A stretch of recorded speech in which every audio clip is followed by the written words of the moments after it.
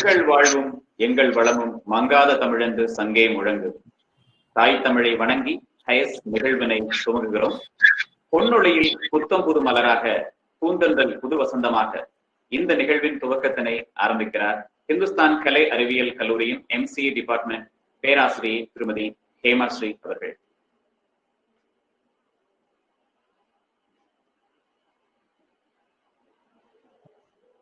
Madam, you have to switch on your mic.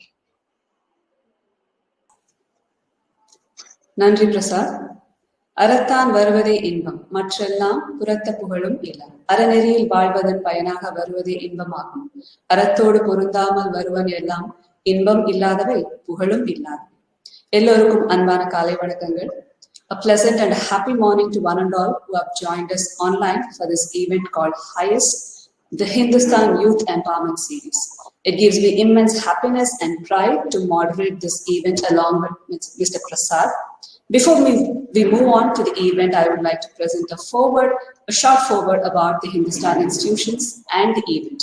Hindustan Educational and Charitable Trust were founded in the year 1992 by the industrialist and philanthropist Shri T.S.R. Kannayan sir, and the trust is now being managed by the managing trustee Srimati Saraswati Kannayan, executive trustee and secretary Dr. Priya Satish Prabhu ma'am, and trustee Shri K. Shaktival Raja sir. Since its inception, the trust has involved itself in benevolent activities for inculcating quality education to society by endorsing its diverse educational institutions. The various educational institutions under Hindustan Institutional and Educational and Charitable Trust banner are the Hindustan College of Arts and Science, the Matriculation Higher Secondary School, College of Engineering and Technology, Institute of Technology, the College of Education, Teacher Training Institute, Polytechnic College, IAS Academy, the School of Architecture, Kangaroo Kids International School, the College of Health Sciences, College of Nursing, and latestly we have the Institute of Advanced Studies. Through these institutions, the Hindustan Education aims to provide the world-class facilities and infrastructure in education and learning, and we at Hindustan firmly believe in leading and not merely following the law. Setting new trends, introducing innovative training methodologies, and guiding our students towards the road to success are what we sincerely aim at by inculcating quality education. It was rightly said by Barack Obama, keep exploring, keep dreaming, and keep asking why. Don't settle for what you already know, and never stop believing in the power of your ideas, your imagination, your hard work, until it changes the world. And yes, HIAS, the Hindustan Youth Empowerment Series, is an initiative from Hindustan Educational Institutions, Coimbatore, and this stands by these words in inculcating the spirit of entrepreneurship in youth. The main motto of the series is to give responsibility to the young people at an early stage of the life and make them learn the skills of following and leading. In simple words, we intend to empower the youth to create a better world and a better tomorrow. Many distinguished personalities, such as late Dr. APJ Abdul Kalam sir, former President of India, Mr. Shiv Khera, the world-renowned motivational speaker, Dr. Madhavan Nair, former chairman of ISRO, Dr. Rosaya, former governor of Tamil Nadu, Dr. V.A. Ayyadurai, the inventor of email, Dr. Kiran Bedi, Lieutenant Governor of Puducherry, Dr. A. Velumani, promoter, chairman, and MD of Thyrocare, and several other eminent speakers have been invited earlier to deliver power talks to the student community. In this row, today we have among us the most cheerful and active Dr. C. Gopinath, an Indian television anchor, radio jockey, journalist, reporter, news presenter, moderator, entrepreneur, and the list goes on. And currently he's featured on the Star Vijay television debate show Niyana. Learning gives creativity, creativity leads to thinking, and thinking provides knowledge, and knowledge makes you great. These are the words of Dr. APJ sir again, and how true these words are is what we can relate to. On that note, may I now request Dr. K. Karunakaran sir, CEO of Hindustan Educational Institutions, to welcome the gathering. Over to you, sir. Vanakkam, esteemed Managing Trustee, Dynamic, the Executive Trustee and Secretary of Hindustan Group of Institutions, Mrs. Priya Satish Prabhu, most respected principals of the Hindustan Institutions, respected faculty colleagues, தமிழாசிரியர் பிரசாந்த் அவர்கள், Professor Hamashri, and dear students. Very good morning. It's a different day here today in Hindustan Institutions. Yes, a day with a great motivating personality. Dear teachers and students, you will accept that among the very busy online subject teaching schedule, including the lab teaching in online, this day is for energize yourself with a very high-spirited and self-motivated personality. You all know that Hindustan Institutions Coimbatore is committed to develop self-directed, future-focused, creative leaders to the nation. Now about 20,000 students study in different Hindustan Institutions Coimbatore. It is one of the preferred institutions, not only in the state of Tamil Nadu, as well as beyond. Dear students, உங்களுக்கு தன்னம்பிக்கையையும் வாழ்க்கையில் வெற்றியாளராகவும் நம்பிக்கை ஊட்டுவதற்காகவும் இன்று இளைஞர்களின் எழுச்சி பிரதிபலிப்பு என்றே நான் அழைக்கும் சிறந்த பேச்சாளர், நீயா நானா நிகழ்ச்சியின் மூலம் பல பிம்பங்களையும் உண்மைகளையும் உணர்த்தும் நம்பிக்கையாளர், இளைஞர்களின் மனதில் நம்பிக்கையை ஆழமாக விதைக்கும் அன்பு நண்பர் திரு கோபிநாத் அவர்கள் இன்று உங்களுடன். Hindustan Institutions Coimbatore extends its greetings and a warm welcome to Mr. C. Gopinath for the day with all of you. Welcome, Mr. Gopinath, to join with our students of Hindustan. Have a wonderful day. Thank you so much. Over to MOC desk.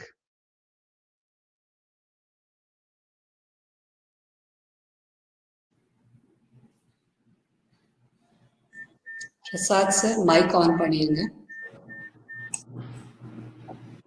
அறம் தாங்கி தந்த அறம் தாங்கி இவர், புதிய விடியலை உருவாக்கும் புத்தொழி அப்படின்னு இவரை சொல்லலாம்.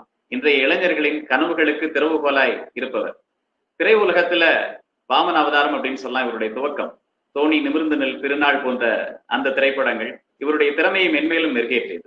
மிகச்சிறந்த எழுத்தாளர், மிகச்சிறந்த பத்திரிகையாளர், ரேடியோ ஜாக்கி, தொகுப்பாளர் அப்படின்னு பன்முக திறமை பெற்றவர். பல திறமை இருந்தாலும் மக்கள் பங்காளன் அப்படின்னு இவரை சொல்லலாம்.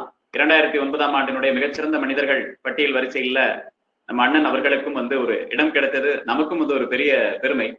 பள்ளிக்கூட காலத்துல மிகச்சிறந்த பேச்சாளர், ஆசிரியருக்காக அன்பான வெண்பா எழுதியவர். அதே போல இவருடைய புத்தகங்கள் இன்றைக்கும் பல விஷயங்களை நமக்கு சொல்லிக் கொடுத்துட்டு தான் இருக்கு. பிளீஸ் இந்த புத்தகத்தை வாங்காதீங்க, அதிக பிரதிகள் விற்கப்பட்ட ஒரு புத்தகம் அப்படின்னு சொல்லலாம். நேர்நேர் தேமா, பாஸ்வேர்ட், தெருவெல்லாம் தேவதைகள், இவருடைய பெயர் சொல்லும் பல புத்தகங்கள் அப்படின்னு சொல்லலாம். தன் சொற்களில் பேச்சில் நம்முடைய உள்ளம் கவர்ந்தவர். அதே நேரத்துல ஆறு தனக்கான பாதையை அமைத்துக் கொள்வதை போல இளைஞர்கள் தங்களுக்கான பாதையை அமைத்துக் கொள்ள வேண்டும் அப்படிங்கிற தன்னம்பிக்கை வரிகளை நமக்கு என்றைக்குமே ஊட்டி கொண்டிருப்பவர். இன்றைக்கும் இவருடைய பேச்சை கேட்டா எல்லாருக்குமே பிடிக்கும். அது பெற்றோர்கள், மாணவர்கள், ஆசிரியர்கள், வயதானவர்கள், யாராக வேண்டுமானால் இருந்தாலும் சரி. அந்த பேச்சின் மூலமாக நம்முடைய உள்ளம் கவர்ந்த விஜய் டிவி நீயா நானா நிகழ்ச்சியின் தொகுப்பாளர் அண்ணன் கோபிநாத் அவர்களை இந்த நிகழ்விலே என்னுடைய மாணவர்களுக்கு இன்னும் பல தன்னம்பிக்கை வரிகளை ஊட்டும்படி அன்போடு இந்துஸ்தான் கல்வி நிறுவனங்கள் சார்பாக வரவேற்கிறோம். வணக்கம் அண்ணா. வணக்கம். நல்லா இருக்கீங்களா? நல்லா இருக்கேண்ணா, நீங்க எப்படி இருக்கீங்க? சுகம், எல்லோரும் சுகம், மகிழ்ச்சி. ஓகேண்ணா, ரொம்ப மகிழ்ச்சி உங்களோட பேசுறதுல. இன்றைக்கு நிறைய மாணவர்கள் உங்களோட இந்த பேச்சை கேட்பதற்காக ஆர்வத்தோட காத்துட்டு இருக்காங்க. எத்தனை நேரம் நீங்க தொடரலாம்ண்ணா? ஓகே, நான் முதல் பகுதியை நான் பேசுவதற்கும் இரண்டாம் பகுதியை அவர்களுடைய கேள்விகளுக்கு பதிலளிப்பதற்குமான ஒரு வாய்ப்பாக எடுத்துக்கணும் அப்படின்னு பாக்குறேன். சோ அவருடைய கேள்விகளை அவங்க நம்ம பேசிட்டு இருக்கும்போதே பதிவு செய்து கொள்ளலாம் அல்லது உங்களுக்கு அனுப்பலாம்.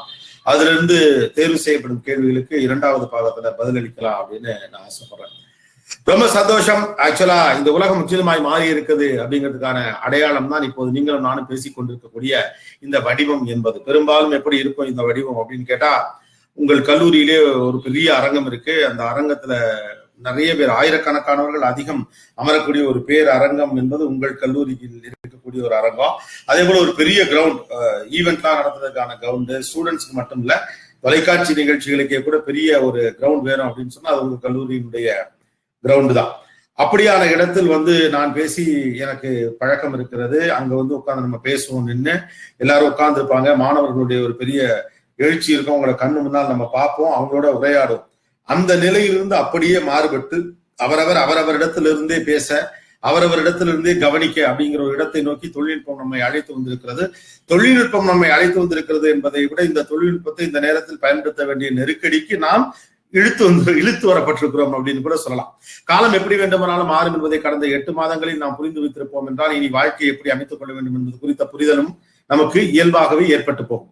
நீங்களோ நானோ யாருமோ கூட எதிர்பார்த்திருக்க முடியாது. இந்த உலகமே 8-9 மாத காலம் பூட்டப்பட்டிருக்கும். உங்கள் வீடுகள் பூட்டப்படும், உங்கள் தெருக்கள் பூட்டப்படும், உங்களுடைய சாலைகள் பூட்டப்படும். இயந்திரங்களை நீங்கள் இயக்க முடியாது, வாகனங்களை இயக்க முடியாது, வெளியில் வர முடியாது, வந்தாலும் பேச முடியாது, ஒருவரோடு ஒருவர் புழங்க முடியாது என்றெல்லாம் நாம் ஒரு கற்பனையில் கூட பார்த்திராத ஒரு நெருக்கடி வந்த போது கூட நாம் அதுல இருந்து சுதாரித்து ஏதோ ஒண்ணு பண்ணிக்கிட்டே இருக்கோம். இது 2 விஷயத்தை நமக்கு சொல்லி தருகிறது. ஒன்று, நீங்கள் எதிர்பார்க்கும் சிக்கல்கள் தான் உங்கள் வாழ்க்கையில் வரும் என்று நீங்கள் தீர்மானிக்க வேண்டியது இல்லை. நீங்கள் எதிர்பாராத பல விஷயங்களும் கூட உங்கள் வாழ்க்கையில் வரும். ஒன்று. இரண்டாவது, எதிர்பார்த்து வருகிற சிக்கல்களையே நம்மால் கையாள முடியாத போது எதிர்பாராமல் வரக்கூடிய சிக்கல்களை என்ன செய்ய முடியும் என்று நம்மை பற்றி நாம் குறைவான ஒரு மதிப்பீட்டை வைத்திருக்கிறோம். உண்மையிலே மனித ஆற்றல் என்ன என்பதை தெரிந்து கொள்வது இந்த கடந்த 8 மாதத்துலதான். எதிர்பாராத ஒரு சிக்கல், உலகத்திற்கே சிக்கல், நாம் முன் அனுபவம் பெறாத ஒரு சிக்கல். அப்படியான ஒரு சிக்கல் வருகிற போதும் கூட அதுல இருந்து எப்படி மீண்டு வருவது என்பதை இன்னைக்கு நாம் நிரூபிச்சிருக்கோம். மனித சக்தியாலே நிரூபித்திருக்கிறோம். ஒன்றோடு ஒருவர் சேர்ந்திருத்தல் என்பதிலிருந்து பிரிந்திருத்தல் என்கிற அளவிலிருந்து புரிந்து கொண்டு படிப்படியாக அந்த சூழ்நிலை வெளியே வந்துகிட்டு இருக்கோம். அப்ப மனுஷனுக்கு எதிர்பார்க்கிற பிரச்சனை வந்தாலும் சரி, எதிர்பார்க்காத பிரச்சனை வந்தாலும் சரி, எந்த பிரச்சனை வந்தாலும் சரி, மனுஷனால அதை கையாள முடியும் என்பதுதான் கடந்த 8 ஆண்டுகளில் நாம் கற்றுக்கொண்டிருக்கக்கூடிய விஷயம். நம்முடைய பலம் என்ன என்பதை நமக்கும், இயற்கையின் பலம் என்ன என்பதை நமக்கும் இந்த 2 சூழலையும் இந்த கடந்த 8 மாதங்கள் புரிய வைத்திருக்கிறது. உலகத்திலே பெரிய பலசாலி, பெருசா படிச்சவன், பெரிய அறிவாளி யாருக்குமே இங்க வேலையில கடந்த 8 மாசத்துல யாராலையும் எதுவுமே பண்ண முடியல. ஒரு 100 ஆண்டுகளுக்கு முன்னதாக வந்த மிகப்பெரிய கொள்ளை நோய் வருகிற போது என்ன நடைமுறைகள் பின்பற்றப்பட்டதோ கிட்டத்தட்ட அதே மாதிரியான நடைமுறைகளை தான் இயற்கைக்கு முன்னால் நம்மளால செய்ய முடிஞ்சிருக்கு. அப்படிங்கிறப்ப மனிதன் பெரிய அளவுக்கு வளர்ந்திருக்கிறான் என்பதை முழுமையாக ஏற்றுக்கொள்ள முடியாது. ஒண்ணு. ரெண்டாவது, எவ்வளவு டெக்னாலஜி இருந்தாலும் எல்லாத்தையும் தாண்டி நம்முடைய மனத்திடம் என்ன செய்கிறது என்பதை பொறுத்து தான் நம்முடைய வாழ்க்கையை நாம் அமைத்துக் கொள்ள முடியும் என்பதைத்தான் இந்த கடந்த 8 மாதங்கள் நமக்கு உருவாக்கி இருக்குது. இந்த 8 மாதத்திற்கு பிறகான இப்போதான காலகட்டம் என்ன? 2021 இருந்து ஒரு கணக்கு எடுத்துப்போமே. இப்போது நடந்து கொண்டிருக்கக்கூடிய சூழ்நிலைகளை பார்க்கிற போது தடுப்பு மருந்துகள் அப்படி இப்படிலாம் 2029, 21 ஓரளவு நமக்கு வெளிப்படையான ஒரு காலகட்டமாக இருக்கும் என்று எதிர்பார்க்கப்படுகிறது. அப்ப இந்த 2021 நாம எப்படி பார்க்க வேண்டியிருக்கு? இதை நியூ நார்மல் அப்படிங்கிறாங்க, புதிய இயல்பான உலக நடைமுறை அப்படின்னு நம்ம இதை எடுத்துக்கலாம். இந்த புதிய ஆக்சுவலா சொல்ல போனா கோவிடுக்கு முன் பின் அப்படின்னு இந்த உலகத்தை இனிமே பிரிக்க வேண்டியிருக்கும். கிமு மாதிரி 2000க்கு முன் 2000க்கு பின்னு ஒரு காலகட்டம் பிரிக்கப்பட்டது. குளோபலைசேஷனுக்கு முன்பு, குளோபலைசேஷனுக்கு பின்பு அப்படின்னு ஒண்ணு பிரிக்கப்பட்டது. டெக்னாலஜிக்கு முன்பு, டெக்னாலஜிக்கு பின்பு அப்படின்னு பிரிக்கப்பட்டதை போல கோவிடுக்கு முன்பு, கோவிடுக்கு பின்புன்னு இந்த உலகத்தை நம்ம பிரிச்சுக்கலாம். ஏன்னா கோவிடுக்கு முன்பு இருந்த உலகத்துடைய அடையாளம் என்பதும் குணாம்சம் என்பதும் எதிர்பார்ப்புகள் என்பதும் வேறாக இருந்தது. ஆனா இன்னைக்கு கோவிடுக்கு பிறகான இந்த காலகட்டத்தை, கோவிட் ஒன்றும் முழுசா முடிஞ்சு போயில்ல, இருந்தாலும் கூட அதை நோக்கி நாம் நகர்ந்து கொண்டு இருக்கோம் நம்பிக்கையின் அடிப்படையில் இருந்து பார்த்தா இந்த புதிய உலகத்திற்கு, இந்த நியூ நார்மல் வேர்ல்டுக்கு தேவைப்படக்கூடிய குணாம்சங்கள் வேறாக இருக்கிறது. 2 வருடத்திற்கு முன்னால் ஒரு மாணவரிடம் நாம் சொல்ல வேண்டிய விஷயத்திலிருந்து, அல்லது ஒரு மாணவர் தெரிந்து கொள்ள வேண்டிய விஷயத்திலிருந்து, ஒரு மாணவர் தன்னுடைய எதிர்காலத்தை எப்படி அமைத்துக் கொள்ள வேண்டும் என்ற ஸ்ட்ராட்டஜியிலிருந்து இன்னைக்கு இப்போ இதை பார்த்து கொண்டிருக்கக்கூடிய மாணவர்கள் தங்களுடைய எதிர்காலத்தை எப்படி அமைத்துக் கொள்ள வேண்டும், அதற்கு எப்படியான மனநிலையை உருவாக்கிக் கொள்ள வேண்டும் என்ற விஷயம் முற்றிலும் மாறுபட்டு இருக்கிறது. மறுபடி நமக்கு பழைய விஷயங்களில் சிலவும், புதிய விஷயங்களில் பலவும் நமக்குள் வர வேண்டி இருக்கிறது. பழையது அவ்வளோத்தையும் இனிமேல் எடுத்துட்டு எதிர்காலத்தை எக்ஸிக்யூட் பண்ண முடியுமா அப்படின்னு சொல்ல முடியாது. 5 ஆண்டுகளுக்கு முன்னால், அந்த கோவிடுக்கு முன்னால் தேவைப்பட்ட சில விஷயங்கள் இனிமேல் பெரிய அளவுக்கு தேவைப்படாமல் இருக்கலாம்.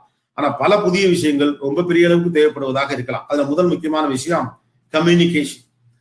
இந்த கம்யூனிகேஷன் என்பது உங்களுக்கு மட்டுமில்லை, இதை பார்த்து கொண்டிருக்கக்கூடிய ஆசிரியர்கள் 2 பேருக்குமே இந்த புதிய ஈராவினுடைய அல்லது கோவிடுக்கு பிறகான இந்த நியூ நார்மல்ல ஒரு மனிதனுக்கு தேவைப்படக்கூடிய மிக முக்கியமான விஷயம் கம்யூனிகேஷன்.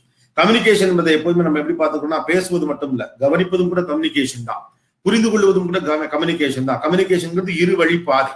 இருவழி பாதைனா நானும் பேசணும், நீங்களும் பேசணும் அப்படிங்கிறது ஒண்ணு இருக்கலாம். இன்னொன்னு, நான் பேசும்போது அதற்கு நீங்கள் காது கொடுக்க வேண்டும், நீங்கள் பேசும்போது அதற்கு நான் காது கொடுக்க வேண்டும் என்பதுதான். ஒரு நல்ல கம்யூனிகேட்டரே காது கொடுப்பதிலிருந்து தான் உருவாகிறார். பேசுகிறவர் ஒன்றும் பெரிய கம்யூனிகேட்டர் கிடையாது. எவன் ஒருவன் நன்கு கவனிக்கிறானோ அவன் ஒருவன் தான் கவனிக்கிறவன் தான் அடுத்தவர்களை கவனிக்க வைக்க முடியும். அப்போ கவனித்தல் என்கிற இடம் இப்போது உங்களுக்கு இனிமே பிசிக்கலா இருக்குமா அப்படின்னு சொல்ல முடியாது. என்னதான் கோவிட் இதெல்லாம் முடிந்த பிறகும் கூட நீங்கள் விரும்பினாலும் விரும்பாவிட்டாலும் இந்த டெக்னாலஜி ஈரா இதை ஒரு பேரலல் மீடியமாகத்தான் எக்ஸிக்யூட் பண்ண போகுது. அதாவது ஆன்லைன் வழியிலான வகுப்புகள் அல்லது கம்ப்யூட்டர் வழியிலான வகுப்புகள், இணையத்தின் வழியிலான வகுப்புகள், அறிவு பரிமாற்றம் என்று ஒரு பகுதியாக இனிமேல் எதிர்காலத்தில் தொடரத்தான் போகிறது என்பதுதான் இப்போது வரைக்கும் இருக்கக்கூடிய ஒரு அனுமானம் அல்லது அனாலிசிஸ் அப்படின்னு கூட சொல்லலாம். அப்ப இப்படியான உங்கள் எதிரில் ஒருவர் பிசிக்கலாக இல்லாத போதும் கூட உங்களுக்கு அறிவை பகிர்கிறவரிடம் நீங்கள் எப்படி நடந்து கொள்ள வேண்டும் என்று ஒன்று இருக்கிறது. அதற்கேற்றாற்போல் நம்முடைய மன அமைப்பை உருவாக்கி கொள்ள வேண்டி இருக்கிறது. இதற்கு ரொம்ப முக்கியமாக தேவைப்படுவது நான் ஒரு கம்யூனிகேட்டராக இருக்க வேண்டும் என்பதுதான். கம்யூனிகேட்டர் என்பவர் நான் ஏற்கனவே சொல்லுவதை போல பேசுகிறவர் மட்டுமல்ல, கவனிப்பவரும் கூட. கவனிப்பவருக்கு தான் பேசுபவரை விட அதிகமான பொறுப்பு தேவைப்படுகிறது. காரணம், பேசுகிறவர் பலருக்கு பேசுகிறார், கவனிப்பவர் அவர் எனக்கு மட்டும் பேசுகிறார் என்ற கவனத்தோடு தான் அதை பார்க்கணும். அந்த 1 நிமிடத்தையோ அந்த 2 நிமிடத்தையோ 5 நிமிடத்தையோ அவர் உங்களுக்காக தருகிறார் என்ற அபிப்பிராயத்தோடு நீங்கள் அணுகும் போதுதான் ஆன்லைன் வழியிலான வகுப்புகளை புரிந்து கொள்வதற்கான சாத்தியங்கள் அதிகரிக்கும். அப்புறம் 2வது முக்கியமான விஷயம் ரெஸ்பான்சிபிலிட்டி. உங்க தோளுக்கு பின்னால நின்று உங்களை யாரும் அழுத்திக்கிட்டே இருக்க முடியாது, அல்லது கண்ணுக்கு நேராக நீங்கள் இல்லை, உங்களை யாரும் கவனிச்சுக்கிட்டே இருக்க முடியாது. அப்ப ஒன்றை ஏற்றுக்கொள்வதும் ஏற்றுக்கொள்ள மறுப்பதும் அல்லது இது எனக்கு வேண்டும் வேண்டாம் என்று தீர்க்கமாக முடிவெடுப்பதும் உங்கள் கையில் தான் இருக்குது. முடிஞ்சது கதை, பிரச்சனை கிடையாது. நம்மளை யாரும் இங்க கண்காணி போல கவனிக்க போறது இல்ல. இது சுதந்திரம் என்று நீங்கள் முடிவெடுப்பீர்கள் என்றால் அது நீங்களே உங்களுக்கு வைத்துக் கொள்ளக்கூடிய உலைதான். அப்ப பொறுப்பு தான் இந்த இனி வரக்கூடிய காலகட்டத்துல மிக முக்கியமான விஷயமா இந்த கம்யூனிகேஷனை ஒன் சைட் கம்யூனிகேஷனா மாத்தாம நம்ம இருக்கோம்னா ரெஸ்பான்சிபிலிட்டி தான். ஏன்னா ஒரு வகுப்பறையிலே அமர்ந்து கொண்டு இப்போல்லாம் ஆசிரியர்கள் உங்களுக்கு சொல்வதை போல உங்களுக்கு இன்னொரு முறை இதை சொல்வதற்கான வாய்ப்புகள்லாம் கிடையாது. ஒருவேளை ஆன்லைன் வகுப்புகள் அதிகரிக்கிற பட்சத்துல இந்த மாதிரியான வாய்ப்புகள்லாம் கூட ஆன்லைன் வகுப்புகள்ல உண்டு. நீங்க இடையில தண்ணி வச்சுக்கலாம். அப்போ இப்போ உட்கார்ந்து பார்த்து கொண்டிருப்பவர்கள் கூட என் கண்ணுக்கு படல, ஆனா நீங்கெல்லாம் பொறுப்பா தான் பார்த்துட்டு இருக்கீங்களா, பொறுப்பா பார்க்கலையா, கவனிக்கிறீங்களா கவனிக்கலையா அப்படிங்கிற எதையுமே மனசுல ஏத்திக்காம எல்லோரும் என்னுடைய பேச்சை கவனிப்பார்கள் என்ற நம்பிக்கையோடு தான் ஒரு முறையாற்ற முடியும். அந்த அடிப்படையில் தான் உங்களுக்கு பாடம் நடத்துகிறவர் இருப்பார். அப்ப அந்த எண்டில் இருக்க உங்களுடைய பொறுப்பு தான், இவருடைய பொறுப்பு அல்ல. உங்களை நேரடியா பார்த்து 3வது பெஞ்சில் உட்கார்ந்துருக்க 4வது ஆளு அப்படின்லாம் இனிமே சொல்றதுக்கான வாய்ப்புகள் மிகவும் குறைந்து போயிருக்கிறது. அப்படி என்றால் பொறுப்பாக இருப்பதை தவிர வேறு வழி இல்லை. இந்த புதிய நவீன உலகத்தில் பொறுப்பு தான் மிகப்பெரிய அதிகாரத்தையும் மிகப்பெரிய வாய்ப்பையும் உங்களுக்கு உருவாக்க போகிறது. ஏன்னா தொழில்நுட்பம் அதிகரிச்சுட்டே போகும். ஆனா அந்த தொழில்நுட்பத்தை நீங்கள் எப்படி பயன்படுத்த போகிறீர்கள்? அப்ப முதல் முக்கியமான விஷயம் கம்யூனிகேஷன், 2வது முக்கியமான விஷயம் ரெஸ்பான்சிபிலிட்டி, 3வது முக்கியமான விஷயம் ஆட்டிடியூட் டுவர்ட்ஸ் யுவர் டிவைசஸ். நீங்கள் வைத்திருக்கக்கூடிய கருவிகளின் மீதான உங்களுடைய பார்வையை நாம் மாற்றணும். இதுவரைக்கும் இந்த கருவியை நம்ம எப்படி பயன்படுத்துவோம்? ஒரு வகுப்பு ஒரு செல்போன் வழியா நடக்கலாம், இல்ல இது மாதிரி ஒரு கம்ப்யூட்டர் வழியாக நடக்கலாம், எதன் வழியா வேணாலும் நடக்கட்டும். ஆனா அதை நம்ம இதுவரைக்கும் எப்படி பார்த்துக்கிட்டு இருந்தோம் அப்படிங்கிறதுக்கும் இனிமே நம்ம எப்படி பார்க்க போறோங்கிறதுக்குமான வித்தியாசம் தான் அறிவு பகிர்தலுக்கான அல்லது அறிவு பரிமாற்றத்திற்கான வழிமுறையை இன்னமும் ஒழுங்காக அது மாற்றும். நான் இது சும்மா வீடியோ பார்க்கறதுக்கு வச்சிருக்கேன், வாட்ஸ்அப்ல சாட் பண்றதுக்கு வச்சிருக்கேன், பொழுதுபோக்கு விஷயங்களை பார்ப்பதற்கு வச்சிருக்கக்கூடிய ஒரு கருவி என்ற அபிப்பிராயத்திலிருந்து மாறி இதுதான் என்னுடைய வகுப்பறை என்ற மனநிலைக்கு நீங்கள் நகராத வரைக்கும், அந்த மனநிலைக்கு நீங்கள் போகாத வரைக்கும் இது உங்களுக்கு விளையாட்டு பொருளாகவே தென்படும். அப்ப ஆட்டிடியூட் டுவர்ட்ஸ் யுவர் டிவைசஸ் நீங்க மாத்தணும். இங்க அரசோ கல்லூரிகளோ அல்லது அறிவுசார் மனிதர்களோ கம்ப்யூட்டரையும் போனையும் அறிவுசார் கருவியா தான் பாக்குறாங்க. அதனாலதான் அரசாங்கம் உங்களுக்கு கம்ப்யூட்டர் கொடுத்துச்சு. ஏன் அப்படின்னா அதன் வழியாக மாணவர்கள் படித்து அறிந்து கொள்வதற்கான வாய்ப்பு அதிகம் அப்படின்னு. அப்ப முன்னை விட கூடுதலாக இந்த கருவிகள் குறித்த நம்முடைய பார்வையை நம்ம மாற்ற வேண்டும். இது என்டர்டெயின்மெண்ட் டூல் அல்ல, இது ஒரு நாலேஜ் எக்ஸ்சேஞ்சுக்கான ஒரு டூல். அப்படிங்கிற இடத்துக்கு உங்க மைண்ட நம்ம நகர்த்தல அப்படிங்கிற பட்சத்துல அந்த பக்கம் அவன் எவ்வளவு நடத்திட்டு இருக்கோம், நம்ம பாட்டுக்கு இந்த பக்கம் என்ன வேணாலும் பண்ணிட்டு போகலாம் அப்படிங்கிற ஒரு முடிவுக்கு வர முடியாது. அதுதான் நான் சொன்னேன், இந்த நியூ நார்மலுக்கு தேவைப்படக்கூடியது பெரிய அளவுக்கு communication, responsibility and attitude towards your devices. அடுத்த 4வது முக்கியமான விஷயம் குளோபல் திங்கிங். ஆர்ட்ஸ் படிக்கிறவங்களா இருந்தாலும் சரி, இல்ல இன்ஜினியரிங் படிக்கிறவங்களா இருந்தாலும் சரி, இனி மாநில அளவில் தேசிய அளவில் சிந்திப்பது என்பதை தாண்டி குளோபல் திங்கிங்கிற ஒரு இடத்துக்கு வந்துடலாம். ஒரு என்டர் பட்டன்ல இருக்கு இந்த உலகத்துடைய எல்லா நடைமுறைகளையும் இருக்கும். எவ்ரி அதர் சுவிட்ச் comes with information and opportunity. Every other சுவிட்ச் comes with information and opportunity. இந்த கீபோர்டுல நீங்க பாக்குற எல்லா கீக்கு பின்னாலையும் ஏதோ ஒரு இன்ஃபர்மேஷன் இருக்கு, ஏதோ ஒரு ஆப்பர்ச்சுனிட்டி இருக்கு. அப்ப இந்த உலகத்தினுடைய எந்த மூலையையும் நீங்கள் தொழில்நுட்பத்தின் வழியாக தொடர்பில் வைத்துக் கொள்ளலாம். அப்படிங்கிறப்ப கல்வி என்கிற அளவை தாண்டி நீங்கள் கற்றுக்கொள்ள பல்வேறு வாய்ப்புகள் இருக்கு. அதையெல்லாம் நீங்க ட்ரை பண்ணி பார்க்கலாம். ஒரு ஸ்கில்ல மட்டும் வச்சு இனி அடுத்த தலைமுறை பெரிய அளவுக்கு வளர முடியுமா அப்படிங்கிறது சந்தேகமே. அப்ப மல்டி ஸ்கில்டா இருக்கிறது ரொம்ப அவசியமானதாக இருக்கிறது. உங்க கோர் ஸ்கில் ஒன்றுல நீங்க ஸ்ட்ராங்கா இருக்கணும். அது போக இன்னொரு ஸ்கில் உங்ககிட்ட இருப்பது என்பது இந்த நியூ நார்மல் வேர்ல்டுக்கு தேவைப்படுகிறது. ஏன்னா இது புதிய புதிய ஆப்பர்ச்சுனிட்டிஸா கொண்டு வருது, புதிய புதிய சேலஞ்சஸா கொண்டு வருது. ஏன்னா ஒரு புதிய உலகத்தை நிர்மாணிக்க போறோம். இப்போ ஆக்சுவலா சொல்ல போனா எதுவுமே இல்லாத போல ஒரு வேக்கம் உங்களுக்கு எல்லாம் தோணலாம். கடந்த 8 மாதமாக வழக்கமான நடைமுறையிலிருந்து மாறுபட்டு வீட்டுக்குள்ள, அது இந்த வயசுக்குள்ள உட்கார்ந்துக்கணும், பெரிய அளவுக்கு வெளியில கூட போக முடியாது, கல்லூரிக்கு செல்ல முடியாது, அல்லது பாடங்களை தேடி தேடி வெளியில போய் படிக்க முடியாதுன்ற மாதிரி ஒரு நெருக்கடிகள் உங்களுக்கு இருந்திருக்கலாம். உண்மையா சொல்ல போனா இந்த பிளஸிங் இன் டிஸ்கைஸ் நீங்க நினைச்சுக்க வேண்டியதா. இப்படியான ஒரு ஆப்பர்ச்சுனிட்டி இந்த உலகத்தில் எந்த இளைய தலைமுறைக்கும் கிடைத்ததில்லை. உலகத்தையே பூட்டி போட்டாலும் எப்படி செயல்பட வேண்டும் என்ற புரிதலை நீங்களாகவே கற்றுக்கொள்வதற்கான கதைகளின் வழியாக கற்றுக்கொள்வது என்பது வேறு. அந்த காலத்துல எல்லாம் பாத்தீங்கன்னா பஞ்சம் பயங்கரமாக இருந்ததான்னு சொல்லுகிறப்ப என்னதான் சொன்னாலும் அது அவ்வளவு முழுமையான உணர முடியாது. அந்த காலத்துல எல்லாம் இங்கிருந்து அங்கு வரை நடந்து போவார்களாம்னு சொல்றப்போ ஒரு கதை போல கேட்கலாமே ஒழிய முழுமையாக எல்லாம் உணர்ந்து கொள்ள முடியாது. அதனாலதான் நம்முடைய தந்தைகள் அவருடைய வறுமை பற்றி நம்ம பேசுகிற போது அது நமக்கு பெரிதாக பிரதிபலிப்பை உண்டாக்குவதே கிடையாது. கதைகளின் வழியாக கேட்டறிதல் என்பது வேறு, அனுபவத்தின் வழியாகவே இதை உணர்ந்து கொள்ளுதல் என்பது வேறு. நீங்கள் அப்படியான ஒரு தலைமுறை, உலகத்துல வேற எந்த தலைமுறைக்கும் இந்த வாய்ப்பு இல்லை. ஆக்சுவலா சொல்ல போனா இது வந்து பிளஸிங் இன் டிஸ்கைஸ் தான்.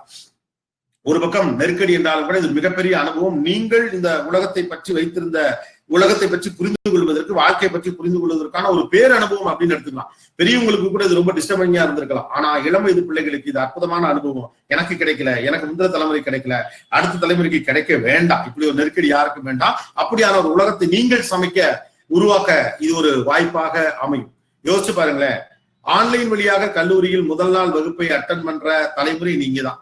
முதல் முறையாக நேரடியாக கல்லூரிக்கு போகாமலே கல்லூரி பாடங்களை படிக்கிறவர்கள் நீங்க தான். கருணாகரன் சார் இப்ப சொன்னாரு எங்களுக்கு எக்ஸாம் நடந்துகிட்டு இருக்கு அப்படின்னு சொல்லிட்டு. அப்ப ஆன்லைன்லயே படிச்சு ஆன்லைன் வழியாகவே வகுப்புகளை அட்டன் பண்ணி ஆன்லைன்லயே பரீட்சை எழுதுற முதல் தலைமுறை நீங்க தான். முழுக்க முழுக்க பொறுப்புகளை நாமே ஏற்றுக்கொள்ள வேண்டும் என்ற நெருக்கடிக்கு தள்ளப்பட்டதும் நீங்க தான். அதை புரிஞ்சுக்க போறது நீங்க தான், புரிஞ்சுக்காம இருக்க போறது நீங்க தான். அப்ப நீங்க தான் இனி வரக்கூடிய எல்லா தலைமுறைக்குமான முதல் தலைமுறை. அது வந்து பெரிய அட்வான்டேஜ். இந்தியாவினுடைய பொற்காலம் என்று சில ஆண்டுகளை சொல்வார்கள், தமிழகத்துடைய பொற்காலம் என்று சில ஆண்டுகளை சொல்வார்கள்.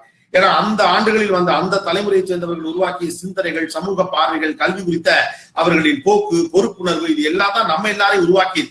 அதனாலதான் அதை தமிழகத்தின் பொற்காலம் சொல்றாங்க, சில வருடத்தை இந்தியாவுடைய பொற்காலம்னு சொல்றாங்க.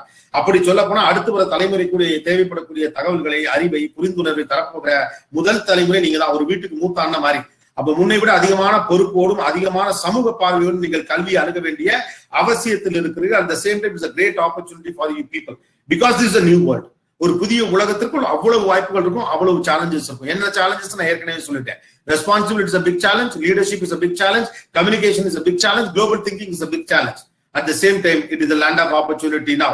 ஏன்னா இந்த புதிய உலகத்திற்கு தேவைப்படக்கூடிய பல்வேறு விஷயங்கள் இனிமே தானே நடக்க போகுது. அப்ப அதற்கான வேலைகள் நடக்கிற போது இயல்பாகவே அதற்கான வாய்ப்புகள் அதிகரிக்க போகும். முன்பு, அதாவது இந்த கோவிடுக்கு முன்பு என்னென்னவெல்லாம் தேவைப்பட்டதோ அதை தாண்டி இப்போது தேவைப்படக்கூடிய விஷயங்கள் புதிதாக இருக்கலாம். ஃபார் எக்ஸாம்பிள், ஆன்லைன் அப்ளிகேஷன்ஸ்க்கான ஸ்பேஸ் அவ்வளவு அதிகரித்திருக்கிறது. உலகத்தின் பன்னாட்டு பெருநிறுவனங்கள் எல்லோருமே இது மாதிரியான செயலிகளை உருவாக்க, இப்ப நம்ம உட்காந்து பேசியிருக்கோம், இந்த வெபினார் ஜாமா இருக்கலாம், இல்ல ஜூமா இருக்கலாம், அல்லது கூகுள் மீட்டா இருக்கலாம், அல்லது மைக்ரோசாஃப்டுடைய அந்த சாஃப்ட்வேராக இருக்கலாம். இப்படியான விஷயங்கள் எல்லாம் ஒரு வருஷத்துக்கு முன்னால நம்ம பெருசா யூஸ் பண்ணதே கிடையாது. பெரிய அலுவலகங்கள் மட்டுமே பயன்படுத்தி கொண்டு வந்தது இப்ப நம்ம சகஜமாக பயன்படுத்தி கொண்டு இருக்கோம். அப்ப மக்களை அவரவரை இருந்த இடத்திலிருந்தே தொடர்பு படுத்துவதற்கு தேவைப்படக்கூடிய தொழில்நுட்பத்தை எளிமையான வகையில் எல்லோருக்கும் கொண்டு சேர்க்கப்படக்கூடிய தொழில்நுட்பம் பரவலாக்கப்படலாம், தேவைப்படலாம். இணைய வசதி அனைவருக்கும் தேவைப்படுகிறது அப்படிங்கிறதுக்காக எல்லோருக்கும் இணைய வசதி கட்டாயம் அப்படிங்கிற இடத்தை நோக்கி அடுத்த டெக்னாலஜி நகருது. அதற்கு தேவைப்படக்கூடிய படிப்புகளுக்கு, அதற்கு தேவைப்படக்கூடிய செயலாக்கங்களுக்கு, அதற்கு தேவைப்படக்கூடிய மூளைகள் அதிகமாக பயன்படலாம். உலகத்தில் இருக்கக்கூடிய பல நிறுவனங்கள் சைனாவுக்கு அடுத்து, சைனால வேணா எங்களுக்கான நிறுவனம் அப்படின்னு அவர்கள் முடிவெடுத்த பிறகு வந்திருக்கக்கூடிய இடம் என்பது இந்தியாவை தான். 100க்கும் மேற்பட்ட பன்னாட்டு நிறுவனங்கள் தங்கள் நிறுவனத்தை தொடங்குவதற்கான இடமாக இந்தியாவை தேர்வு செய்கிறார்கள். அதில் பல நிறுவனங்கள் இந்திய அரசியல் தலைமைகளோடும், டிப்ளமேட்டிக் பீப்புளோடும், அல்லது அந்த பதவியில் இருக்கக்கூடிய அதிகாரிகளோடும் பேச்சுவார்த்தை நடத்தி கொண்டிருக்கிறார்கள். அப்ப உலகத்தினுடைய பெரும் நம்பிக்கையை பெற்றிருக்கக்கூடிய ஒரு நாடாக இந்தியா மாறி இருக்கிறப்ப அதுக்கான வேலை வாய்ப்புகள் என்பது n number of opportunities are going to come in. அது அட்மினிஸ்ட்ரேட்டிவ் ரிலேட்டடா இருக்கலாம், இன்ஜினியரிங் ரிலேட்டடா இருக்கலாம், இல்ல வேறு துறை சார்ந்த விஷயங்களாக இருக்கலாம். இதான் இந்த புதிய உலகத்துல இன்னும் எக்கச்சக்கமா இருக்க போதும். நாம எதிர்பார்க்கவே முடியாத ஒரு விஷயம், இந்த கோவிடுக்கு பிறகு பெருசா ஒண்ணுமே இல்லை, எக்கானமி ஃபால் அப்படின்லாம் சொன்னாங்க. ஆட்டோமொபைல் இண்டஸ்ட்ரி அப்படி வளர்ந்துருச்சு. கடகடகடவென்று கடந்த ஆண்டுகள் எல்லாம் இல்லாத அளவிற்கு ஆட்டோமொபைல் இண்டஸ்ட்ரியில் அவ்வளவு பெரிய விற்பனைகள்.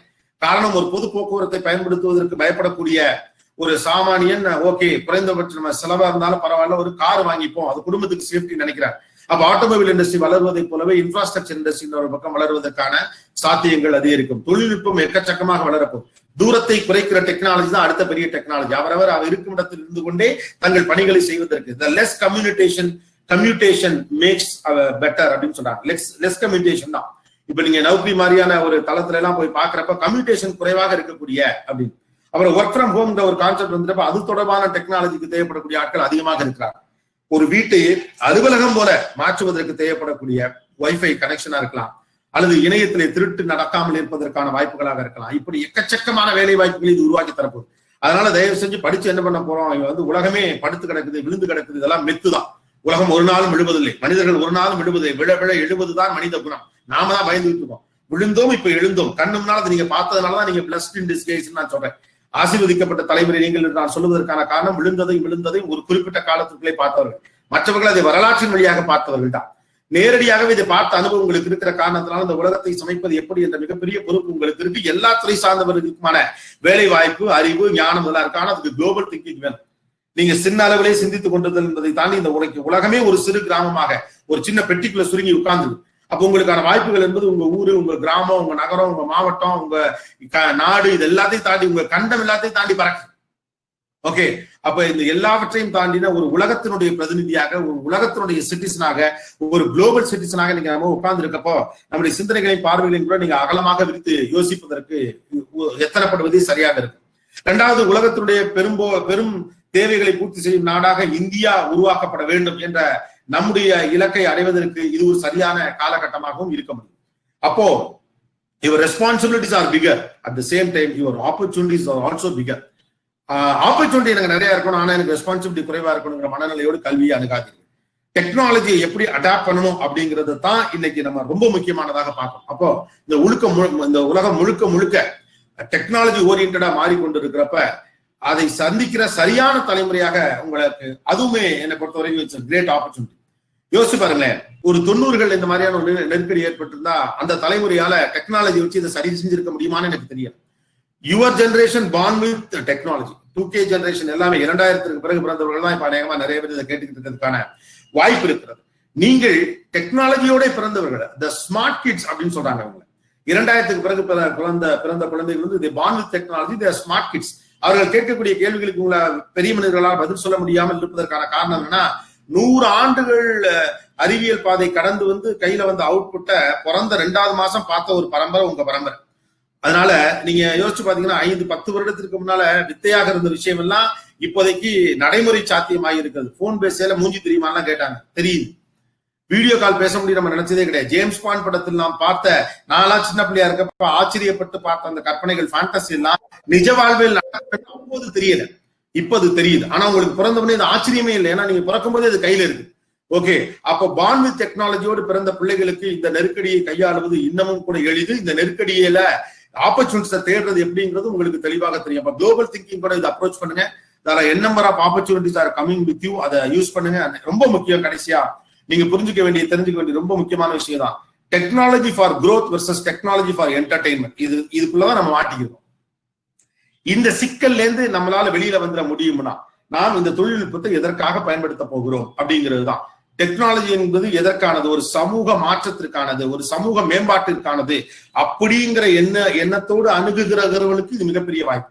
ஆனா technology is just again for entertainment, அது ஒரு பொழுதுபோக்குக்கான ஒரு உத்தி, ஒரு வாய்ப்புன்னு மட்டும் நம்ம நினைச்சிருவோம் அப்படின்னு சொன்னோம்னா மாட்டிக்குவோம். ஆனா இந்த வயதுக்குள்ள டெக்னாலஜிஸ் ஃபார் என்டர்டெயின்மெண்ட்ங்கிற எண்ணம் மேலோங்கி இருக்கலாம் உங்களுக்கு. ஆனா வேற வழி இல்லை. இந்த தலைமுறை பிள்ளைகள் அது கொஞ்சம் தவிர்த்தி ஆக வேண்டும். முந்தைய தலைமுறைகளுக்கு கூட அது ஓகே. அப்போ கிரேட் ஆப்பர்ச்சுனிட்டியோட உங்க கையில ஒரு புது உலகம் தரப்படுகிறது. அதிகமான சேலஞ்சஸோட ஒரு புது உலகம் உங்களுக்கு கையில் தரப்படுகிறது. அப்ப இதற்கு முந்தைய தலைமுறை எந்த அளவுக்கு உத்வேகத்தோடு இந்த உலகத்தை பார்த்ததோ அதை விட பன்மடங்கு உத்வேகத்தோடு இந்த உலகத்தை நீங்கள் அணுக வேண்டும். அதை விட பன்மடங்கு நம்பிக்கையோடு இந்த உலகத்தை நீங்கள் அணுகலாம். ஏன்னா அவ்வளவு ஆப்பர்ச்சுனிட்டிஸ் ஆர் கமிங் இன். புதிய புதிய வாய்ப்புகளோடு இந்த உலகம் தன் கதவுகளை திறக்குது. அப்ப திறந்த மனதோடு மிகப்பெரிய கோல்ஸோட உள்ள போங்க. ஏன்னா இந்த நியூ நார்மலுடைய மிக முக்கியமான ஒரு அளவுகோல் வந்து பிரம்மாண்டம், பிகஸ்ட் ஸ்கேல். ஏன்னா குளோபல் மார்க்கெட், ஊரு, அந்த தெருல ஒரு கடை, அந்த லெவல் இல்லை. இந்த நியூ நார்மலுடைய அடிப்படையே பிரம்மாண்டம். இதோடைய நியூ நார்மலுடைய அடிப்படையே வந்து நுணுக்கம் தான்.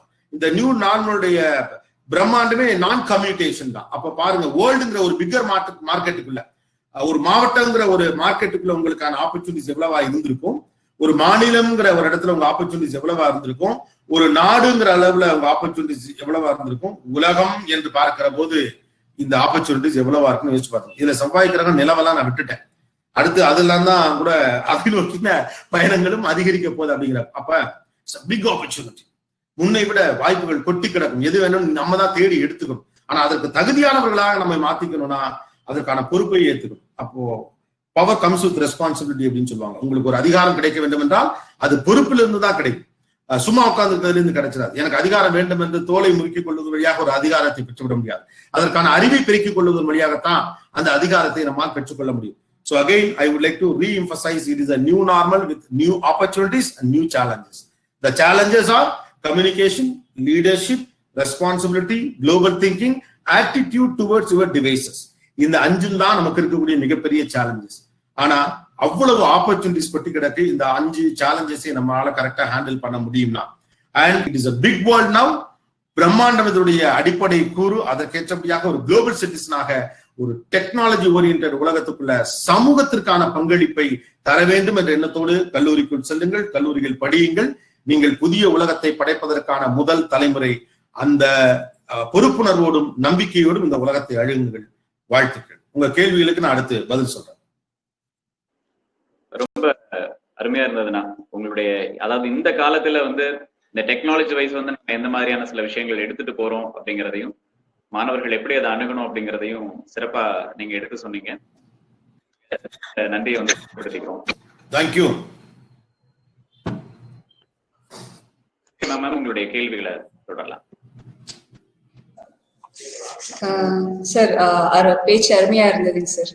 Thank you ma'am. Thank you sir. Mister Daniel அப்படின்னு first MCA Hindustan college of arts and சயின்ஸ்ல இருந்து ஒரு பையன் ஒரு கொஸ்டின் கேட்கிறான். How do you see the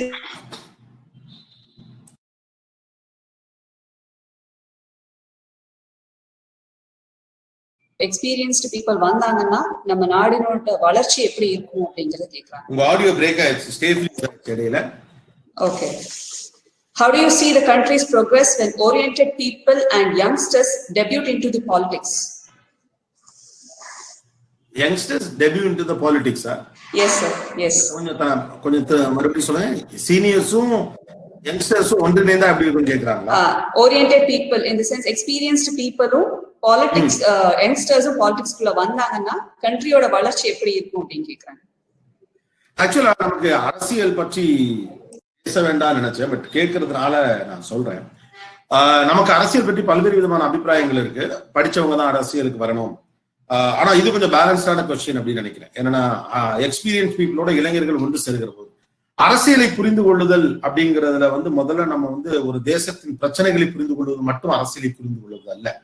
ஒரு தேசத்தில் இருக்கக்கூடிய மக்களின் உளவியலை புரிந்து கொள்வதும் கூட அரசியலை புரிந்து கொள்வதுதான். அரசியலை விமர்சிப்பதை போல அரசியல் செய்வது, அரசியல் களத்தில் இருப்பது எளிது அல்ல. அரசியல் வகைகளுக்கு சப்போர்ட்டா நான் இதை ஒன்றும் சொல்லல. நீங்களாம் நாளைக்கு அரசியலுக்குள்ள வரையில என்ன மாதிரியான புரிதலோடு வரணும் என்பதற்காகத்தான் இதை சொல்றேன். 234 தொகுதி, இவ்வளவு பாராளுமன்ற தொகுதி, இந்த தொகுதிக்கு இவ்வளவு ஜாதி இருக்கு, இந்த ஜாதிக்கு இவ்வளவு ஓட்டு இருக்குங்கிற கணக்கல்ல அரசியல். இந்த சமூகத்தை வழிநடத்துவதற்கு தேவைப்படக்கூடிய களப்பணி என்னால் செய்ய முடியுமா, மக்களோடு நம்ம எவ்வளவு இருந்திருக்கோம் அப்படின்னா. ஃபார் அன் எக்ஸாம்பிள், இப்ப என்னோடு பள்ளிக்கூடத்திலே படித்த ஒரு நண்பன் ஊரோடு தங்கினான். அங்க ஆஸ்பத்திரியில மருந்து இல்லைங்கிறதுக்காண்டி அவங்க போராட்டம் நடத்தலாம். அங்கிருந்து அவன் ஜெயிலுக்கு போனான். ஓகே, வீட்டுக்கு கொஞ்சம் பொறுப்பில்லாத பிள்ளை என்று பெயர் எடுத்தாலும் கூட ஊருக்குள்ள நல்லது கெட்டதுங்கிறப்ப அவன் போய் நின்னான். நான் இங்க என் மீடியா கனவுகளை இது பண்ணிட்டு வந்தேன். இங்க உட்காந்து நான் உங்ககிட்ட பேசிட்டு இருக்கலாம், ஆனா அவன் தான் கவுன்சிலர் ஆகும். அவன் கவுன்சிலர் ஆனான்.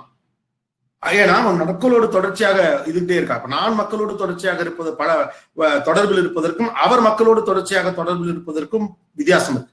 அவரை நிறைய பேருக்கு தெரியாம இருக்கலாம், என்ன நிறைய பேருக்கு தெரிஞ்சிருக்கலாம். ஆனா அதுதான் அரசியல். அப்போ அரசியல் என்பது பதவி அல்ல, அது பொறுப்பு. பட் இந்த காம்பினேஷன் ரியலி ஒர்க்ஸ். இது நான் அடிக்கடி சொல்லக்கூடிய விஷயம்தான்.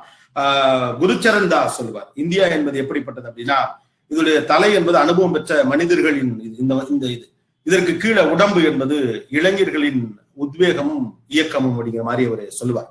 இத துண்டா நீங்க தலையை வெட்டி வீசிட்டீங்கன்னா அந்த முண்டத்தால பயன் இல்லை. அத சரி இங்கிட்டு வெட்டி வீசிடணும், இதை உடம்பை வெட்டி வீசிட்டீங்கன்னா இந்த தலையால யாருக்கு எந்த பயனும் கிடையாது. அப்ப அனுபவமும் இயக்கமும் ஒன்று சேருகிற போது ஒரு சமூகம் நன்றாகவே வளரும். ஆனா ஒன்னே ஒண்ணுதான், அது அந்த புரிதலோடு உள்ளே போகிற போது அது சரி. இல்லை என்றால் அந்த இளைஞர் ஆற்றலால் பயனில்லை.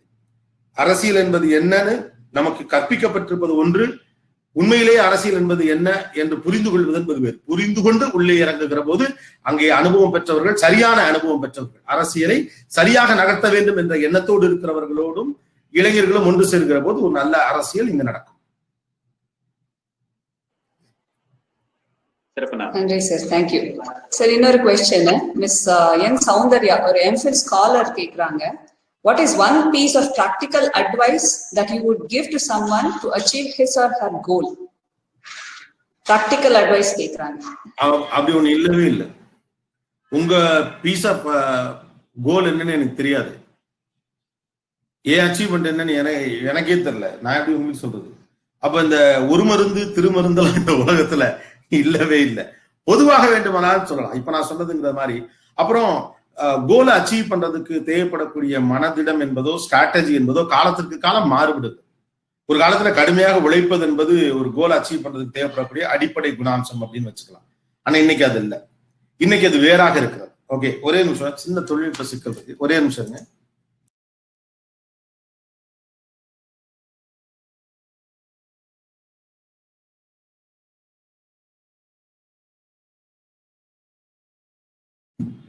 அப்போ ஒவ்வொரு காலகட்டத்திலும் இந்த ஸ்ட்ராட்டஜி டிஃபர்ஸ், ஏன்னா காலம் மாறிக்கொண்டே இருக்கிறது. அடிப்படையில் நான் ஒன்னே ஒண்ணு வேணா சொல்லுவேன், அது எல்லோருக்கும் பொருந்த வாய்ப்பு இருக்குங்கிறதுக்காண்டி. சூழல் எப்படி மாறினாலும் நீங்கள் உங்கள் மீது வைத்திருக்கும் நம்பிக்கை உங்களை நகர்த்தும், அவ்வளவுதான்.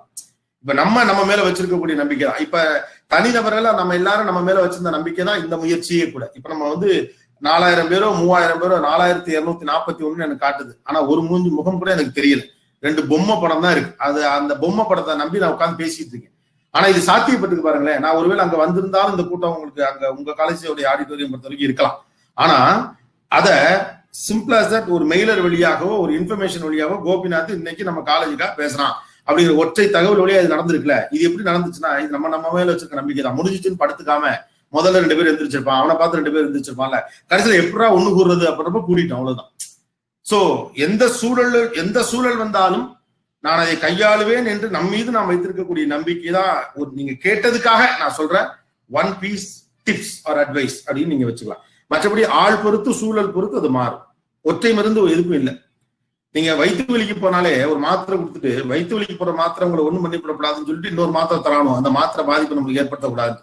அப்ப மாத்திரைக்கே மாத்திரை போடணும் அப்படின்னா ஒத்த மாத்திரை ஏது இல்ல, அட்லீஸ்ட் எங்கிட்ட இல்ல. கண்டிப்பா. இப்போ பள்ளி மாணவி கேள்வி கேட்டிருக்கிறாங்க. அதாவது ஆனா இந்த காலகட்டத்தை பொறுத்த வரைக்கும் சந்தோஷம், ஒரு ஹாப்பினஸ் அப்படிங்கிறது பேரண்ட்ஸ், அப்பா அம்மா, தாய் தந்தை, குழந்தைங்க யாருக்கிட்ட இருந்து ஒரு வீட்டுல அதிகமா கிடைக்குது அப்படிங்கறத, யார் அதுக்கு காரணமா இருக்கிறாங்க அதிகமான ஒரு மகிழ்ச்சிக்கு அப்படின்னு கேட்டிருக்காங்க. அதிகமான மகிழ்ச்சிக்கு பிள்ளைகள் தான் காரணமா இருக்கணும் அப்படிங்கறதா என்னுடைய வேண்டுகோள். ஒரு பள்ளிக்கூட அளவுல படிக்கக்கூடிய பிள்ளை அப்படிங்கிறதுனால நான் சொல்றேன், யார் மகிழ்ச்சி யார் காரணம் அப்படிங்கிறது இருக்கட்டும், நீங்க தான் காரணமா இருக்கணும். ஏன் அப்படின்னா, இப்ப நீங்க தமிழ்நாடுங்கிற ஒரு இடத்த எடுத்துட்டீங்கன்னா பிள்ளைகள் தான் உலகமா இருக்காங்க. முன்னளவுக்கு கூட இவ்வளவுலாம் இல்லை. ஒரு 5-6 பிள்ளைகள்லாம் இருந்தப்ப கூட பிள்ளைகளும் ஒரு உலகம், அவ்வளவுதான். ஆனா இன்னைக்கு ஒரு பிள்ளைகளுடைய மகிழ்ச்சியை மையப்படுத்தி தான் அந்த வீடே இயங்குது. ஒரு கால சாப்பாட்டுல தொடங்கி இரவு அந்த ஒரு திரைச்சீலை வரைக்கும் கூட பிள்ளைகளின் கனவு தான். ஒரு ஏழ்மைப்பட்ட வீடாக இருந்தாலும் கூட சின்னதாக அந்த வீட்டில் பொருள் வாங்குகிற போது ஏதோ ஒரு வகையில பிள்ளைக்கு பயன்படுமானதான் அம்மா அப்பாக்கள் பாக்குறாங்க. ஏன்னா அந்த பிள்ளையினுடைய மகிழ்ச்சி தான் அவர்களுடைய மகிழ்ச்சியாக இருக்கு. ஒரு வருடம் முழுக்க பணம் சேர்த்து வச்சு ஒரு டூருக்கு போற ஒரு மிடில் கிளாஸுக்கே கூட பிள்ளைக்கு அங்க என்ன இருக்கும் அப்படிங்கிற யோசனை தான் வருது. அவங்களுக்கு அங்க என்ன கிடைக்குங்கிற யோசனை பெரிதாக இருப்பதே கிடையாது. தேடி தேடி ஒரு நீச்சல் குளம் இருக்கக்கூடிய ஒரு ஹோட்டல்ல ஒரு மிடில் கிளாஸ் அப்பா சூஸ் பண்ணி அங்க கூட்டு போறாருன்னா குழந்தை எதிர் குதித்து விளையாடும் அப்படிங்கிற ஒரு மகிழ்ச்சி தான். அப்ப காலம் முழுக்க பிள்ளைகளின் மகிழ்ச்சிக்காக ஒரு குடும்பம் போராடிக்கிட்டே இருக்குன்னா அந்த குடும்பத்தை மகிழ்ச்சிப்படுத்த வேண்டிய பொறுப்பு குழந்தைகளுக்கு தான் இருக்குன்னு நான் நினைக்கிறேன். ஏன்னா முந்தைய தலைமுறையை விட இந்த தலைமுறை பிள்ளைகள் கூடுதல் சுகத்தையும் கூடுதல் செல்லத்தையும் அனுபவிக்கிறார்கள். அப்ப உங்களுக்கு அந்த பொறுப்பு ரொம்ப இருக்கு.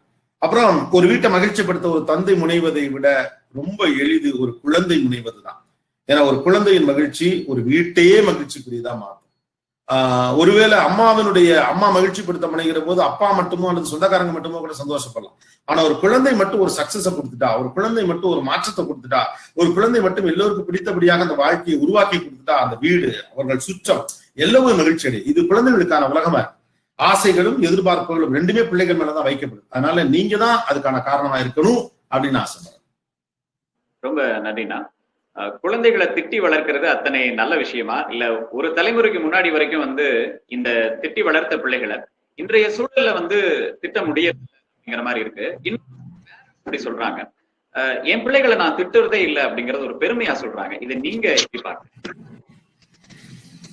தெரியல, திட்டாம எப்படி வளர்க்குதுன்னு சொல்லி கொடுத்தா நானும் கத்துக்கிறேன். ஏன்னா அது ஒரு நவீன சிந்தனை அப்படிங்கிறது உண்மைதான். குழந்தைகளை திட்டக்கூடாது, நானும் நிறைய இடங்களை சொல்லியிருக்கேன். ஆனா அது ஒரு சாதனையாக திட்டக்கூடாதுன்னு கொள்கையெல்லாம் வச்சுக்க வேண்டியதெல்லாம் இல்லை. நீ வழக்கத்திற்கு மாறாக ஒன்றை செய்கிறாய் என்பதை ஒரு குழந்தைக்கு எப்படி புரியுது? சற்று அதிர்வான முகபாவனை வழியாத்தான் புரிய வைக்கணும். ஆனா கான்சியஸா திட்டணும். குழந்தை ஹர்ட் ஆயிடக்கூடாது, குழந்தை டீக்ரேடடா ஃபீல் பண்ணிடக்கூடாது. அந்த குழந்தைக்கும் சுயமரியாதை இருக்குங்கிறது இதெல்லாத்தையும் உணர்ந்துகிட்டு உங்களால அதை பேசிட முடியும்னா ஓகே. அவங்க சாஃப்ட் டார்கெட்டா தான் இருக்கு. ஓகே, அந்த குழந்தையால் எதிர்க்க முடியாது என்கிற ஒரே காரணத்துக்காக குழந்தையவே நீங்க டார்கெட் பண்ணிட்டும் இருக்க முடியாது. ஆனா அதுக்காண்டி சற்றும் அதிர்ந்து பேசாமல் நல்ல முறைதான், நான் மறுக்கல. அவ்வளவு பொறுமையோடு நான் நடத்த முடியும் என்றால் நல்லதே. ஆனா லேசாக குழந்தையை ஒரு எதுக்கு நான் இதை பயந்து போய் சொல்றேன் அப்படின்னு கேட்டா, வீட்டுல தாத்தா பாட்டிகள்லாம் கூட இருக்காங்க. அவங்களுக்குலாம் ஒரு வயதுக்கு மேல லேசா சில சின்ன சின்ன எரிச்சல்கள். இதுதான் உடம்பு மனசு, அதுதான் ரியாலிட்டியும் கூட. அவர்கள் அதிர்வது கூட இங்க குடும்பங்கள உரிமை இல்லாம இருக்கு. அதனால நான் திட்டாமல் வளர்க்கிறேன் என்பது பெரிய சாதனைலாம் சொல்லிடுறேன். அது அப்படின்னு திட்டாம ஏன் வளர்க்கணும்? திட்டினா என்ன? அப்புறம் இந்த உலகத்துல வெளியில திட்டுதான் வாங்க போறோம், கொஞ்சம் பழகத்தான் வேணும். நான் இதை சொல்றதுனால பிற்போக்குவாதிலாம் நினைக்க கூடாது. குழந்தைகளை எப்படி நடத்த வேண்டும் என்று முகத்துக்கு நேரா அதிகமா தமிழ்நாட்டுல பேசினாலும் நான் தான்.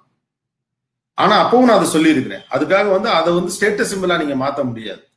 அப்புறம் இந்த உலகத்துல இருக்கக்கூடிய எல்லாவற்றையும் தான் ஒரு குடும்பம் பல கட்டங்கள் அந்த பிள்ளைக்கு அறிமுகப்படுத்திக்கிட்டே வரணும். கொஞ்சம் ரிஜெக்ஷன்ஸ் அறிமுகப்படுத்தணும், கொஞ்சம் டிசப்பாயின்மெண்ட்ஸ் அறிமுகப்படுத்தணும், கொஞ்சம் ஏழ்மையை அறிமுகப்படுத்தணும், கொஞ்சம் சமூக நீதி சம்பந்தப்பட்ட விஷயங்களை அறிமுகப்படுத்தணும், எல்லாத்தையும் அறிமுகப்படுத்தணும்.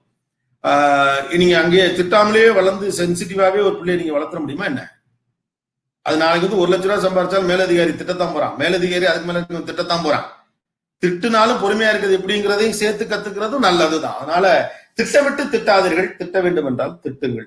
பட் அதுல திட்டம் எதுவும் இருக்கக்கூடாது. திட்டலாம், திட்டம் இருக்கக்கூடாது. கண்டிப்பா ரொம்ப அருமையா உடனே கோபிநாத் திட்டலாம் என்கிறார் அப்படின்லாம் குறையெல்லாம் சொல்லாதீங்க. உண்மை அதுதான், திட்டலாம், திட்டம் இருக்கக்கூடாது. கண்டிப்பா. ஆனா விளையாட்டு சார்ந்த, அதாவது எனக்கு பள்ளிக்கூடம் காலத்துல பெரிய அளவுக்கு எனக்கு விளையாட்டு அப்படின்னு ஹையர் கிளாஸஸ் போகும்போது எனக்கு கிடைக்கல. ஆனா இன்னைக்கு நம்ம நடராஜன் அப்படிங்கிற ஒரு பிளேயரை சிறப்பா நம்ம கொண்டாடுறோம், அவருடைய திறமையை நம்ம பாக்குறோம், அப்ரிஷியேட் பண்றோம். பட் எனக்கு அந்த ஒரு வாய்ப்பு அதிகம் கிடைக்கல அப்படின்னு வருத்தப்படுறாரு ஒரு மாணவர். அவர் வருத்தத்துல நிறைய பேர் பங்கெடுத்துக்கலாம் நான் நினைக்கிறேன். ஏன்னா நிறைய பேருக்கு கிடைக்கல. இங்க கல்வி என்பதை வெறும் அகாடமிக்ஸோட மட்டும் தொடர்பு படுத்தக்கூடிய ஒரு போக்கு இருக்கு. அது கொஞ்சம் மாறிட்டு இருக்கு. நான் சொன்ன மாதிரி இந்த நியூ நார்மல்ல இதெல்லாம் இன்னும் கூடுதலா மாறும் அப்படின்னு நினைக்கிறேன். நடராஜன் அதுக்கு ஒரு மிகப்பெரிய எக்ஸாம்பிள். அப்புறம் இன்னொன்னு, நடராஜன் இருக்க கன்விக்ஷன் இருக்குல்ல, அதுவும் சேர்ந்துதான் ஒரு ஸ்போர்ட்ஸ் மேனுக்கு தேவைப்படக்கூடியது. எனக்கு வாய்ப்புகள் மறுக்கப்படுகிறது என்று வருத்தப்படுகிறவர்கள் எல்லோரும் அதற்கான உழைப்பையும் கொடுத்துட்டு தான் அந்த கோபத்தை படுறோமா அப்படின்னு ஒண்ணு இருக்கு. நான் ஒரு பிசினஸ் தொடங்க நினைக்கிறேன், ஆனா இந்த உலகம் எனக்கு ஃபேவரா இல்லை அப்படின்னு பல ஆண்டர்பிரினியர் ஃபோரம்ஸ்ல கேள்விகள் சொல்லுவாங்க. நான் சொல்லுவேன், ஆசைப்படுறதை வச்சுட்டு என்ன பண்ணீங்க? Talent is never enough, desire is not enough. இல்லைங்க, இந்த இடத்துல இன்னைக்கு ஒரு பிசினஸ் தொடங்கணும்னு நினைச்சோம்னா போய் பாத்தீங்கன்னா பேங்க் லோன் கொடுக்க மாட்டேங்குது. ஏன் லோன் தரணும்? ஒரு நல்ல ப்ராஜெக்ட் கொண்டு போங்க, லோன் தரும். ஒரு ரெட் கார்பெட் உங்களுக்காக விரிக்கப்பட்டெல்லாம் இருக்காது. ஆனா இங்க பேரண்ட்ஸ் யாராவது பார்த்துட்டு இருந்தா அல்லது ஸ்டூடெண்ட்ஸ் யாராவது பார்த்துட்டு இருந்தா ஒரு வேண்டுகோள், நான் பிராக்டிகலா ஓப்பனாவே சொல்றேன், படிச்சுட்டு பசங்க சம்பாதிக்க நீங்க நினைச்சீங்கன்னா அதுதான் ஐடியா நினைச்சா அது தப்பு. ஆனா அதுதான் உங்க ஐடியா ஸ்ட்ராங்கா, நீ என்ன சொன்னாலும் அப்ப நினைச்சா கூட அவன் விளையாண்டா கூடுதல் காசு தான், தப்பு ஒண்ணும் இல்லை. ஓகே, ஒரு ஐபிஎல் மேட்ச்ல அவன் சம்பாதிச்சுட்டு இன்னைக்கு 1000 செஞ்சிட முடியும். So sports become commercial, at the same time sports is important. அதுக்காகவாது நீங்க அலோவ் பண்ணலாம். ஸ்போர்ட்ஸும் கெரியர்னு ஒத்துக்கிறது வெஸ்ட்ல எல்லாம் ஒத்துக்கிறான், அவன் கொஞ்சம் சம்பாதிச்ச பிறகு அவனுக்கு தெரிஞ்சிருச்சு. So sports is a career. அதனாலதான் பிடி மாஸ்டர்களுக்கும் கணக்கு மாஸ்டர்களுக்குமான சண்டை பள்ளிக்கூடத்துல நடந்துகிட்டே இருக்கு. பிடி மாஸ்டர்களுக்கும் தமிழ் ஆசிரியர்களுக்கும் ஒரு சண்டை நடந்துகிட்டே இருக்கு. வகுப்புகளை விட்டு கொடுக்காம அவர் இந்த வகுப்பை புடுங்குவார், இந்த வகுப்பை புடுங்குவாரு, கடைசியில பிடி வாத்தியார் ஜெயிப்பார். சில நேரம் தமிழ் வாத்தியார் தோப்பார் இல்லையா?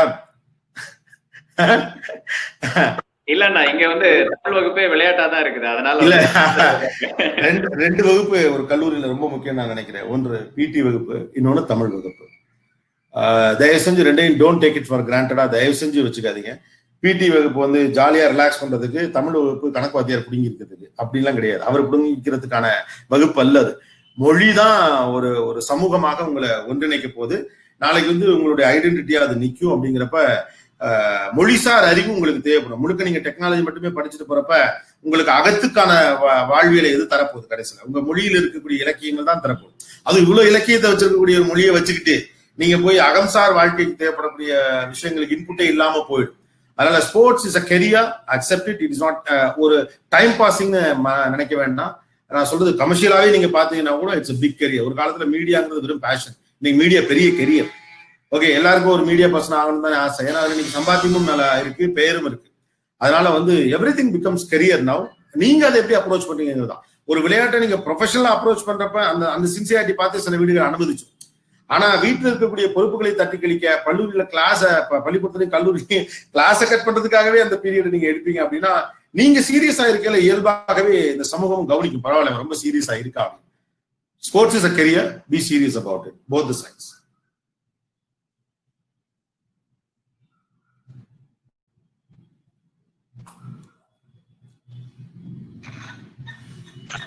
சார், இந்த இடத்துல நான் ஒரு கேள்வி கேட்டுக்கிறேன். மீடியா கெரியர் அப்படின்றத பத்தி பேசும்போது உங்களோட என்ட்ரி இன்டு மீடியா ஆக்சிடென்டலா இல்ல பிளான்டா? அப்படி நீங்க மீடியாக்குள்ள வரலன்னா இப்ப என்னவா இருந்திருப்பீங்க? நான் மீடியாக்குள்ள தான் வந்திருக்கேன். அப்போ நீங்க ஏன்னா அந்த பழைய பதில் ஒண்ணு இருக்கு, அதை சொல்லட்டுமா? டாக்டர் ஆயிருப்பேன், டாக்டர் ஆகி சேவை செய்திருப்பேன் அப்படிலாம் ஒண்ணு இல்லை. நான் மீடியாக்குள்ள தான் வந்திருப்பேன். அதனால அதுக்குள்ளதான் வரணுங்கிறப்ப இல்ல, அதனுடைய வேறு வடிவமான ஏதோ ஒரு வேலையில நான் இருந்திருப்பேன். இதற்கு முன்னதாக நான் அப்படியான வேலைகள்ல தான் இருந்திருக்கேன். நான் பிகர் வைடர் ஸ்கேல்ல தான் என்னை அறியாம நான் பார்த்திருந்திருக்கேன். நல்ல வேலை. அது என்னன்னா, மீடியா என்பது திரையில், மீடியா என்பது மக்களோடு தொடர்பு இருப்பது, மக்களின் வாழ்க்கையை புரிந்து கொள்வது, அவர்களுக்காக பேச பிரயத்தனப்படுவது, அல்லது அவர்களோடு உரையாடி கொண்டே இருப்பது. இதுதான் மீடியா நான் நினைக்கிறேன். இந்த ஜெனரேஷனும் அதுதான். Media technology. மீடியாங்கிறது வந்து இன்னைக்கு டெக்னாலஜி தான் மீடியான்னு சொல்லிட்டா எல்லாத்தையும் டிவி இருக்கு, ரைட் தானே? எல்லாருக்கும் இந்த ஃபெசிலிட்டி இருக்கு, எல்லாருக்கும் இந்த மாதிரி பேசிட முடியும், எல்லாருக்கும் வர முடியும். ஆனா மீடியாங்கிறது மக்களோடு உரையாடுவது, சமூகத்தை உணர்வது, இந்த வாய்ப்பை பயன்படுத்தி ஏதாவது செய்ய முடியுமா பாக்குறது, அல்லது மக்களோடு உரையாடி என்டர்டெயின் பண்றது, எதுவா வேணாலும் இருக்கலாம். நான் அவர்களோடு உரையாடி கொண்டு இருக்கிற வேலைகளை தான் நான் எப்போதுமே செஞ்சிருக்கிறேன். அது சேல்ஸ்மேனா இருக்கிறப்ப செஞ்சிருக்கேன், மார்க்கெட்டிங்ல செஞ்சிருக்கிறேன், எல்லா வேலையும் பார்த்து குட்டி குட்டி வேலைகள் எல்லாவற்றிலுமே கூட நான் அப்படித்தான் இருந்திருக்கேன்.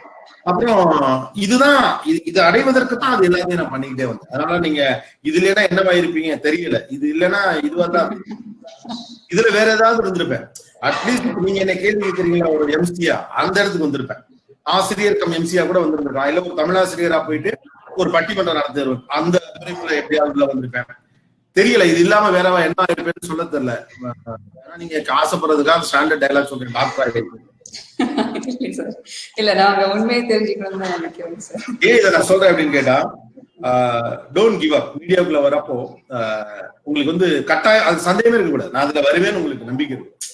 திரும்ப திரும்ப ஏன்னா அது என்ன வந்துகிட்டே இருக்கும், என்ன வர்றது நீங்க கவலைப்படுறீங்க. அந்த என்ன எல்லாருக்கும் வரும், தோத்து போயிருங்கிற என்ன எல்லாருக்கும் வரும். வரலன்னா நீங்க மனுஷனே ஐயோ தோத்து போயிருங்கிற என்ன வருது, இது ஒரு நெகட்டிவ் தாட். அப்படிலாம் எல்லா பயலுக்கும் ஒரு வெளியில சொல்ல மாட்டாங்க. அது தோத்து போனாதான் என்ன, ஜெயிச்சுக்கிட்டே இருக்கணுமா என்ன, லேசா தோத்து பார்க்கலாம், அப்புறமா நம்மளே வந்து கொஞ்சம் செட்டப் ஆகி மேல வருவோம், வந்த உடனே ஓகே நல்லா இருக்குன்னு தோணலாம். தோத்து போயிடக்கூடாதுங்கிற பயம்தான் தோக்கடிக்குமே ஒழிய தோத்தா பாத்துக்கலாங்கிற நம்பிக்கை வந்து நம்ம தோக்கடிக்காது. அப்புறம் தோக்குறது ஒன்றும் ஏளனமும் இல்லை.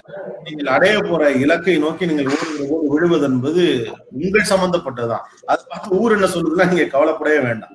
ஓகே, ஓப்பனா நான் சொல்றேன், நீங்க கேட்டதுக்காக. நீ எல்லாம் என்ன பண்ண போறேன்னு கேட்டப்போ நான் வருத்தப்பட்டதுல உன்ன மாதிரி பா அப்படின்னு சொன்னப்ப நான் உச்சாணிக்கும் போனதும் இல்லை.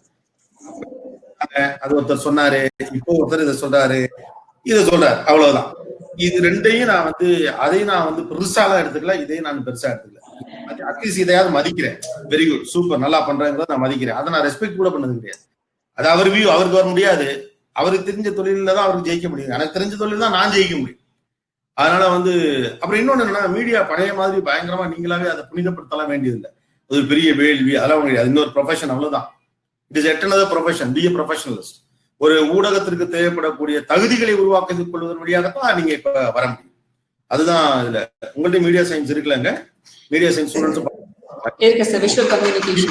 ப்ரொஃபஷனல், ஒரு தவிர்க்க முடியாத ஒரு ஆளாக நீங்க வரணும். You need to be innovative. அப்பதான் நீங்க மார்க்கெட்ல get updated. You need to explore your profiles in different formats. அதன் வழியா தான் நம்ம வளர முடியும். மாறாக நான் இந்த மீடியாவுக்கு வந்து சாதிக்கணுங்கிற எண்ணம் எனக்கு இருக்கு, ஆனா இந்த உலகம் புரிஞ்சுக்கலன்னு சொன்னீங்கன்னா கடைசி வரைக்கும் இந்த உலகத்துக்கு வேற வேலை இருக்கு, அது உங்களை புரிஞ்சுக்கிறதுக்குலாம் வாய்ப்பு இல்லை.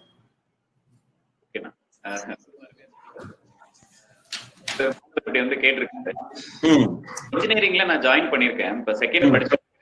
ஆனா எனக்கு மியூசிக்ல தான் அதிகமா இன்ட்ரெஸ்ட்.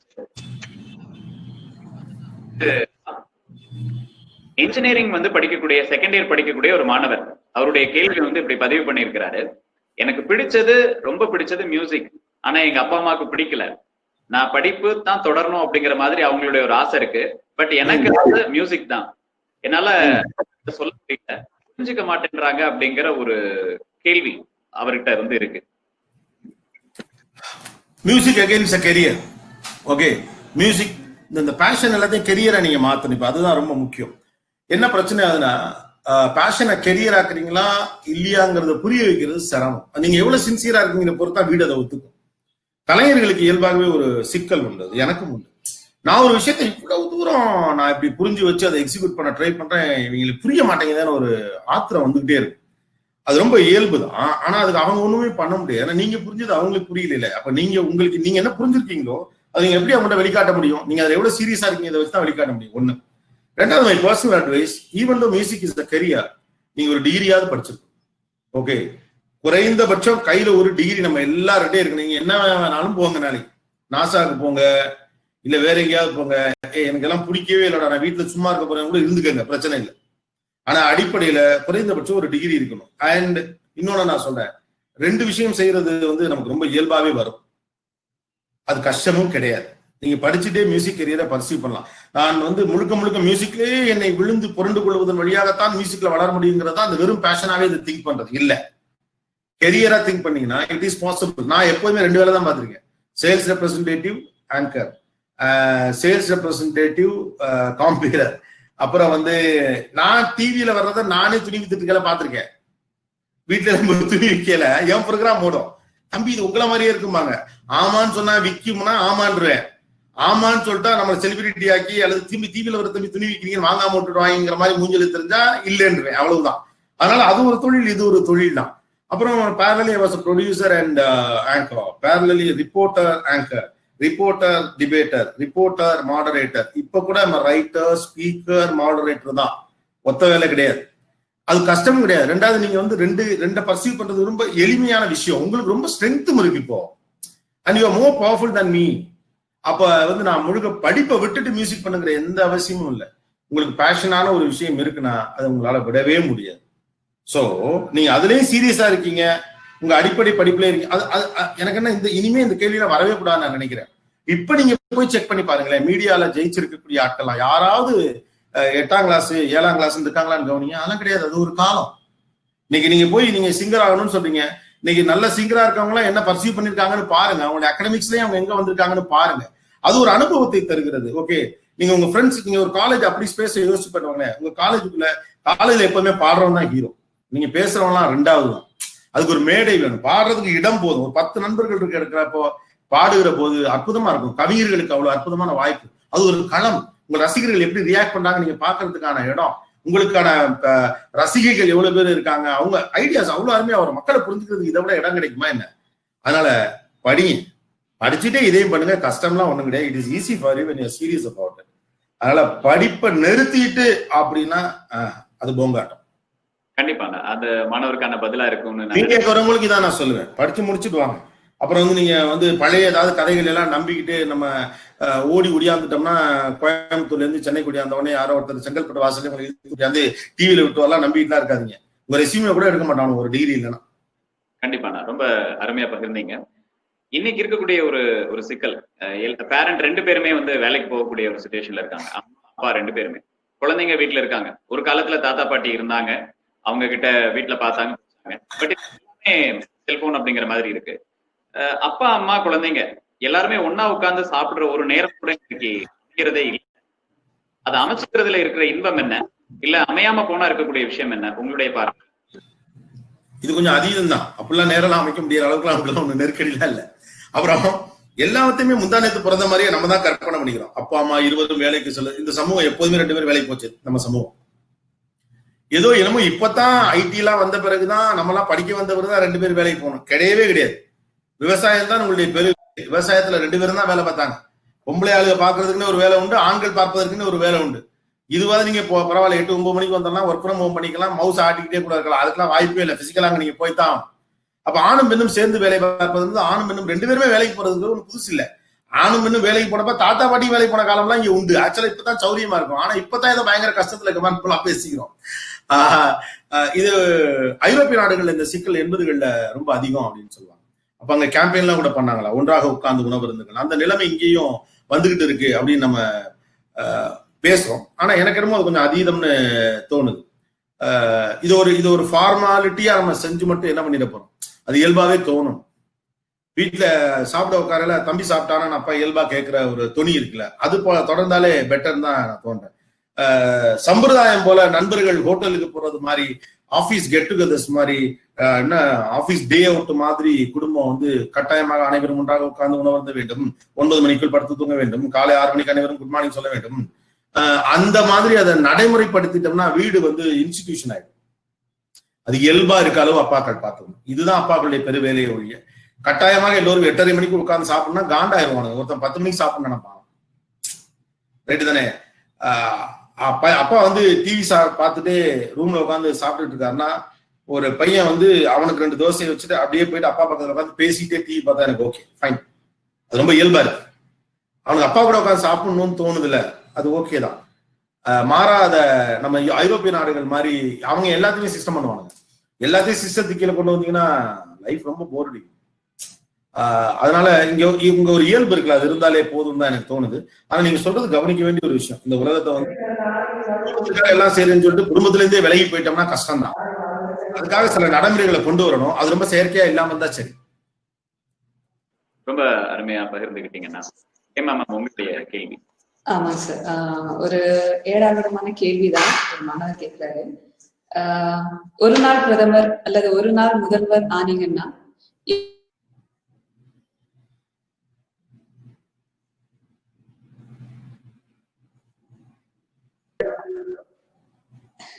நீங்க கேள்வி கேட்டு முடிச்சிட்டீங்க, ஆனா ஸ்டே ஃப்ரீஸ் ஆயிடுச்சு, கேட்கல உண்மை. அப்படியா sir? Okay. If you had to become one day prime minister or a one day chief minister, what is the first thing you would like to sign or change? ஒரு நாள் என்ன பண்ண முடியும்? கேள்வி கேட்டா நான் என்ன பதில் சொல்ல? ஒரு நாள்ல ஒன்ன எக்ஸிக்யூட்லாம். சரிங்க சார், ஒரு நாள் பிரதமர் இல்ல, நீங்க முழு பிரதமர் ஆயிடுவீங்க, இல்ல முழு சீஃப் மினிஸ்டர் ஆயிடுவீங்க. What is the first thing you would like to change that?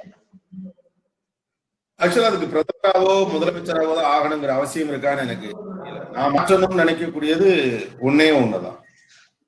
ஒரு வாய்ப்பு மறுக்கப்படக்கூடிய இளைஞனின் மன உணர்வை புரிந்து கொள்ளுது, அவ்வளவு மட்டும்தான். ஒரு வாய்ப்பு நெருக்கடிக்கு உள்ளாக்கப்படக்கூடிய ஒரு வளரும் தலைமுறையின் மன உணர்வை புரிந்து கொள்வது மட்டும்தான். ஏன்னா அந்த ஒரு ஆள் யாருன்னு நமக்கு தெரியாது. அதை வந்து சின்ன விஷயமா கருதவே முடியாது.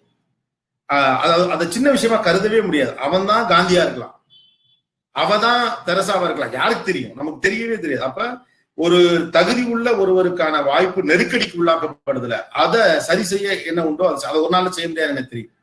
அதை யாராலையும் செய்ய முடியாதுன்னு தெரியும்.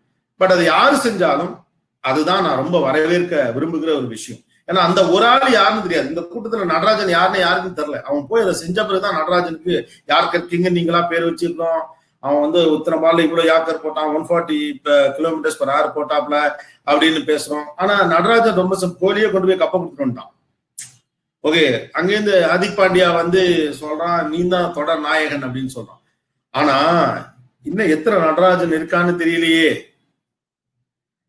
அப்போ ஒரு தகுதியானவருக்கான வாய்ப்பு நெருக்கடிக்கு உள்ளாக்கப்படுவது இன்னும் ஈஸாக்கப்படும். எஜுகேஷன்ல, ஸ்போர்ட்ஸ், அதுக்கு என்ன செய்யணும்னு எனக்கு தெரியல. ஆனா அதுதான் ரொம்ப தேவைப்படக்கூடிய ஒரு விஷயம். இந்தியா மாதிரி ஒரு நாட்டுல நிறைய டேலண்ட்ஸ் இருக்காங்க, ஆனா அவங்கள டேப் பண்ண ஆள் இல்லை. ஃபார் எக்ஸாம்பிள் நான் இருக்கேன்னா, மைக் மட்டும் யாராவது ஆஃப் பண்ணுங்களேன். மைக் ஸ்பீக்கர்ல அடிக்குதா? இப்ப நான் இருக்கேன் அப்படின்னா, நான் பள்ளிக்கூடம் படிக்கிற போது நான் படிச்சுட்டு இருந்தப்ப என்னுடைய தமிழ் ஆசிரியர் டேப் பண்றேன், பிடிக்கல, மேடையெல்லாம் பேசுறான், ஆனா சும்மா வானிலை இருக்குது, பிறை பேச்சிலே இல்லை குறைன்னு ரைமிங்ல பேசிட்டு இருக்கான் அப்படின்னு சொல்லிட்டு அவரை பிடிச்சு உட்கார வச்சு என்னடா பேசுறேன், எல்லாரும் கை தட்டி பரிசு கொடுக்குறாங்க. ஆனா எங்க முத்தியாலயா இழுத்து பிடிச்சி என்னடா பேசுற, மடைய மாதிரி பேசுறேன்னு சத்தம் போறாரு. அப்புறம் தான் அவர் சொல்றாரு, உங்ககிட்ட ஏதோ ஒண்ணு இருக்குது அப்படின்னு சொல்லிட்டு டெய்லி உட்காந்து வெண்பா எழுதுங்கிறார், லிட்ரேச்சருக்குள்ள உங்களை தள்ளி விடுறாரு. அதுக்கான அறிஞ்சொரு பொருட்கள் எல்லாம் போயிட்டு 5ஆம் கிளாஸ் புத்தகம் 4ஆம் கிளாஸ் புத்தகம்னா எங்களுக்கு பக்கத்து ஸ்கூல் ஒன்று இருக்கு, அங்க போயிட்டு கடன் வாங்கி அதுல இருந்து நல்ல நல்ல வார்த்தைகள் எல்லாம் எடுத்து நார்மலர் காசு பிறப்புல அது உட்காருதான்னு பார்த்து, நேர் தேமா நிறைய நேர் புரிமாப்புல வருதா, வென்சி இயற்சி ரொண்டலில உட்காருதா அப்படின்னு உட்கார்ந்து எழுத ஆரம்பிக்கிறப்ப வார்த்தைகள் அவ்வளவு ஒகாபுலரி வேர்ட்ஸ் கிடைக்க ஆரம்பிக்கும். அதனால இன்னை வரைக்கும் இந்த ஒகாபுலரி கான்சியஸ் என்கிட்ட உண்டு. யாராவது நல்ல வார்த்தை பேசினாங்கன்னா அதை எடுத்து நிகழ்ச்சியில பயன்படுத்துவேன். ஏன்னா அந்த வார்த்தை பிரபலமாகணும். சமூக விளிமியங்களா இருக்கலாம், விளிம்பு நிலை மனிதர்களாக இருக்கலாம், அதகலம் அப்படிங்கிற பயன்பாட்டு சொல்லா இருக்கலாம். இப்படி நிறைய வார்த்தைகளை கொண்டு வந்ததுக்கான காரணம் அவருங்க டேப் பண்ணதுதான். அப்படி டேப் பண்ணாம அவங்க டீச்சர்ஸ்க்குமே அந்த ரோல் ரொம்ப பெருசு. அவங்ககிட்ட இருந்து என்ன எடுக்கணும் அப்படின்னு கரெக்டா படிச்சு டேப் பண்ணோம்னா தான் அந்த ஒருத்தன் வந்து நிறைய பண்ணுவோம். அப்படி டேப் பண்றதுக்கான ஒரு சிஸ்டம் இங்க கிரியேட் ஆகும். அல்லது அவனாவா வர்றப்பயாவது அவனை பிடிச்சு கூட்டிட்டு போறதுக்கு ஒரு சூழல் இங்கே கிரியேட் பண்ணப்படும். ஈக்குவல் ஆப்பர்ச்சுனிட்டி டு ஆல் அப்படிங்கிற மாதிரி எடுத்துக்கலாமா sir? Identifying the talents and giving them opportunity. First space அதுல. சார் இன்னொரு question, your opinion on today's younger generation, are they moving towards a progressive path or a regressive path? Progressive path. Justify பண்ண முடியுங்களா? ஏன் இதை justify பண்ணணும்? யாராவது justify பண்ணாம இருக்கு இல்ல. Majority of the youngsters progress கேட்டிட்டு இருக்கேன் நான். Like how do you see the progress? It is absolutely phenomenal. இது சும்மா இளைஞர்களை சப்போர்ட் பண்றதுக்காக இல்ல. நம்ம ஊர்ல நெகட்டிவா ஒன்று சொன்னா அதுக்கு கை தட்டுவாங்க. அதனால நான் என்ன சொல்ல, உங்களை தெரியல, இங்க யாராருக்கு என்ன வயசுன்னு தெரியல. இப்ப என் தலைமுறையில் 25 வயது பிள்ளைக்கு இருந்த பொறுப்பை விட இப்போது கூடுதல் பொறுப்பு இருக்கும். சரியா? முதல்ல அவனுக்கு என்ன நல்லதான் பண்ண சொல்றீங்கிறதே கணக்கில் எடுத்துக்காம அவன் ப்ரோக்ரஸிவா போறானா இல்லையாங்கிறத நம்ம விட்டணும். 15-20 ஆண்டுகளுக்கு முன்னதாக நம்ம என்ன படிச்சுட்டு இருந்தோம், இப்ப அவனுக்கு என்ன படிச்சுட்டு இருக்காங்க? ஒரு இன்ஜினியரிங் ஆர்ட்ஸ்ல இருக்கக்கூடிய கண்டென்ட் இவ்வளவு படிக்கணுமானே எனக்கு தெரியல. ஓகே, ஒரு சாமானியனுக்கு அப்போது எவ்வளவு அறிவு தேவைப்பட்டது, இப்போது எவ்வளவு தேவைப்படுகிறது. அப்புறம் ஒரு சாமானியனுக்கு வைக்கப்பட்ட இலக்குகள் அப்ப என்ன, இப்ப என்ன, இது எல்லாத்தையும் அவன் ஃபேஸ் பண்றதே ப்ரோக்ரஸிவ் விஷயம் தானே. என்ன நம்ம நினைக்கிறோம் அப்படின்னு கேட்டா, அவனுடைய வாழ்க்கையில் இருக்கக்கூடிய கொண்டாட்டங்கள் நம்மளை உறுத்து, இது பொறாமதான். ஏன்னா அந்த வசதியெல்லாம் நம்ம அனுபவிக்கவே இல்லையில, அதனால கொஞ்சம் ஆத்திரமா இருக்கு. நம்மளாம் நடந்து போய் படிச்சோம், என்ன காலேஜ் பஸ்ல போறானுங்க, காண்டாவது. அவன் காலையில பாவம் 6 மணிக்கு எந்திரிச்சு 6:30 மணிக்கு சாப்பாடை கட்டிக்கிட்டு அரை தூக்கத்துல இப்படியே வாரான் 2 மணி நேரம். அது நமக்கு துயரமா தெரியல. அவங்க ஜாலியா பஸ்ல போறாங்க, காலேஜ்ல ஜாலியா இருக்கானுங்க. அதனால வந்து எனக்கு அவர்களுக்கு மேல் வைக்கப்பட்டிருக்கக்கூடிய பொறுப்பே அதிகம் பட்சத்துல அவங்க அதை எக்ஸிக்யூட் பண்றதே ப்ரோக்ரஸ் தான். ஒண்ணு. 2, 32 வயசு எந்த காலத்துல பேங்க் மேனேஜர்ஸ் வந்தாங்க? ஒரு மீடியம் 50 வயசு வேணும். இப்ப நம்ம சீனியருங்கிறாங்க. என்ன அப்ப எனக்கு கீழே 2 ஜெனரேஷன் எப்படி உருவாச்சு? அவன் முந்தி மோதி அடிச்சு உடச்சு வந்துதான் வந்துச்சு. சூழல் இருந்துச்சு, வாய்ப்பு இருந்துச்சு, நான் இல்லைன்னு சொல்ல. ஆப்பர்ச்சுனிட்டிஸ் இருந்தாலும் கிராப் பண்ண முடியணும்ல. அப்ப 10க்கு எத்தனை பேர் படிக்கிறான், 10க்கு எத்தனை பேர் க்ரோ ஆகுறான், 10க்கு எத்தனை பேர் என்ன செய்யறான். இன்னைக்கு கல்யாணம் பண்ற வயசு என்ன, இவ்வளவு பண்றானுங்க. 25 வயசுல 1.5 லட்சம் சம்பாதிச்சதெல்லாம் நம்ம பார்த்ததே கிடையாது. ஆனா 32 வயசுல கல்யாணம் பண்றான், ரெஸ்பான்சிபிலிட்டி எல்லாம் முடிச்சுது. இதை விட வேற என்ன பண்ணும்? பொம்பளை பிள்ளைங்க எல்லாம் அப்பா அம்மாவுக்கு நான் வந்து அவங்களுக்கு வீடு ஒண்ணு கட்டி கொடுத்துட்டு தான் நான் கல்யாணம் பண்ணிப்பேன்லாம் நிக்குதுங்க. இதை விட என்ன ப்ரோக்ரஸ் உங்களுக்கு வேணும்? ஓகே, என்னோட இண்டிபெண்டன்ட் இது ஒரு பக்கம் இருந்தாலும் நம்ம இந்தியாவை பேசும்போது கிரைம் ரேட்ஸ் ஒரு பக்கம் அதிகமாயிட்டே இருக்குது. யங்ஸ்டர்ஸ் நிறைய இன்வால்வ் ஆயிட்டு இருக்காங்க. சோ அத வந்து மாத்துறதுக்கான வழிகள் என்ன? அதை யார் யங்ஸ்டர்ஸ் மாத்தணுமா, நம்ம மாத்தணுமா? சார் ஆமா, யங்ஸ்டர் என்ன 17 வயசுல ஒருத்தன் பிறக்கிறான், பிறந்து 17 வருஷத்துக்கு அப்புறம் 17 வயசுக்கு அப்புறம் தான் நீங்க அவன் கிரைம்குள்ள வரான்னு சொல்றீங்க. அப்ப அவனை வளர்த்தது யாரு? துப்பாக்கியை பத்தி பேசுங்க, குண்டை பத்தியே பேசிக்கிட்டு என்ன பண்ண? அது சுடும். கண்டிப்பா கண்டிப்பா. ஆண் பெண் பேதமை அல்லது ஆண் பெண் ஈக்குவாலிட்டி பத்தின சோசியல் நடப்புகள் காரணம் என்ன? வீட்டுல அக்காவை வந்து சமைக்கிறவளாவும், தம்பியா இருந்தாலும் சின்ன பிள்ளையா இருந்தாலும் அவன் சௌகரியமாக இருக்கிறான், ஒரு வீடு அவன் வேலை வாங்கலாம் அப்படின்னு அந்த வீடு அனுமதிச்சிருச்சுன்னா அவன் வெளியில அப்படிதான் இருப்பான். அவனுடைய பார்வை என்னவா இருக்கு அப்படிங்கிறது தான் நான் சொல்றது. ஆணை பத்தி மட்டும் சொல்லல. அப்புறம் இன்னொன்னு இருக்குது, இந்த ப்ரோக்ரஸிவ் பத்தி பேசுறப்ப ஆணை மட்டுமே லைன்ல எடுத்துக்கிறீங்க. சொல்லல, இன்னைக்கு அப்பா அம்மாக்களுக்கு சொந்த வீடு வாங்கி கொடுத்து நான் கல்யாணம் பண்ணிப்பேன், என் ஷோலே வந்து அவ்வளவு பண்ணுங்க சொல்றாங்க. It's very big progress. அப்படிங்கிறாங்க. நான் பினான்சியல் இண்டிபெண்டன்ஸ்க்காக ஒர்க் பண்றாங்க, அப்புறம் சோசியல் இண்டிபெண்டன்ஸ், சோசியல் சேஞ்சஸ்க்காக ஒர்க் பண்றாங்க. It is a big progressive thing. செயல்பாடுகள் நம்மை உறுத்துகிறது. அப்புறம் இன்னொன்னு, கிரைம் ரேட் அதிகமாகிறதுக்கு இளைஞர்கள் மட்டும் காரணம் இல்லை, இந்த சமூகத்தினுடைய இன்னொரு பிரதிபலிப்பாகவும் அவர்கள் இருக்கிறார். அப்ப அதனால வந்து எல்லாம் அவன் ஜெயிக்கிறப்பெல்லாம் எங்க பிள்ளைன்னு சொல்லிட்டு தப்பு பண்றப்ப மட்டும் அவனை தள்ளிலாம் விடக்கூடாது. அவன் எல்லாரையும் தான் பிடிச்சி சரி பண்ணணும். அதை விட்டுட்டு எல்லாத்தையும் தூக்கி அவங்க மேலே போட்டு, அதுக்காக குற்றவாளிகளை நான் வந்து அவங்க செஞ்சது சரின்னு சொல்ல, அவர்களுக்கு கடுமையான தண்டனை வழங்கப்படணும், அதெல்லாம் நான் ஒத்துக்கிறேன். ஆனா பேரலா அவனுக்கு கடுமையான தண்டனை வழங்குவதோடு அது முடியல. அப்ப இங்க கீழ்நிலையிலிருந்து சோசியல் வேல்யூஸோட ஒரு பிள்ளையை வளர்க்க வேண்டியிருக்கு. சக்சஸ்ஃபுல்லான வளர்க்கணும் அப்படின்னு நினைக்கிற நாம சோசியலி ரெஸ்பான்சிபிளா ஒரு பிள்ளையை வளர்க்கணும் அப்படின்னு எவ்வளவு பிரயத்தனப்படுறோம்னு ஒரு கேள்வி இருக்குல்ல, அந்த கேள்வி அங்கேயும் வைக்க வேண்டியிருக்குன்னு சொல்றேன். ஐ மீன் நம்மளை நோக்கி வைக்க வேண்டியிருக்கு. நீங்க அதனால வந்து ப்ரோக்ரசிவா தான் இருக்காங்களா? எஸ், ப்ரோக்ரசிவா தான் இருக்காங்க. ஏன்னா என்னை பொறுத்தவரைக்கும் இரண்டாவது கருத்தெல்லாம் ஒண்ணு இல்ல. ரெண்டாவது, இளைஞர்களை சப்போர்ட் பண்ணுங்கிறதுல என்ன மாதிரி அவங்களோட நேரடியாக உரிமையோடு திட்டினதும் யாரும் அவ்வளவு பேர் இருப்பாங்களான்னு எனக்கு தெரியாது. எனக்கு அந்த ரெண்டு உரிமையும் இருக்குங்கிற இதுல இருந்தா நான் சொல்றேன். அது ப்ரோக்ரசிவான லைன் தான். பட் முழுக்க தவறுகள் நடக்கிற போது அவர்களை மட்டும் நம்ம பின் பாயிண்ட் பண்ணிட்டு போக முடியாது. Thank you sir. நன்றி சார். தேங்க்யூ. All good. டன். ஒரே ஒரு கேள்வி மட்டும். ஓகே. இன்றைக்கு நம்ம கனெக்ஷன் இருக்கக்கூடிய சமூக வலைதள பயன்பாடு இது வந்து இன்றைக்கு அதிகமா இருக்கு. அதே நேரத்துல இந்த சமூக வலைதளங்களுடைய பயன்பாட்டினுடைய எல்லை எப்படிப்பட்டதா இருக்கணும், இன்றைய இளைஞர்கள் மத்தியில எப்படிப்பட்டதா இருக்கணும்? இந்த கேம் அப்படிங்கிற ஒரு விஷயத்துல இன்னைக்கு எல்லா பக்கமும் பாக்குறோம், அதிகமா நிறைய விஷயங்கள்ல வந்து நம்ம பாக்குறோம். உங்களுடைய ஒரு சில வார்த்தைகள். அதுதான் நான் இந்த நியூ நார்மல்ல முக்கியமான விஷயமாக இதுதான் நான் சொன்னேன்.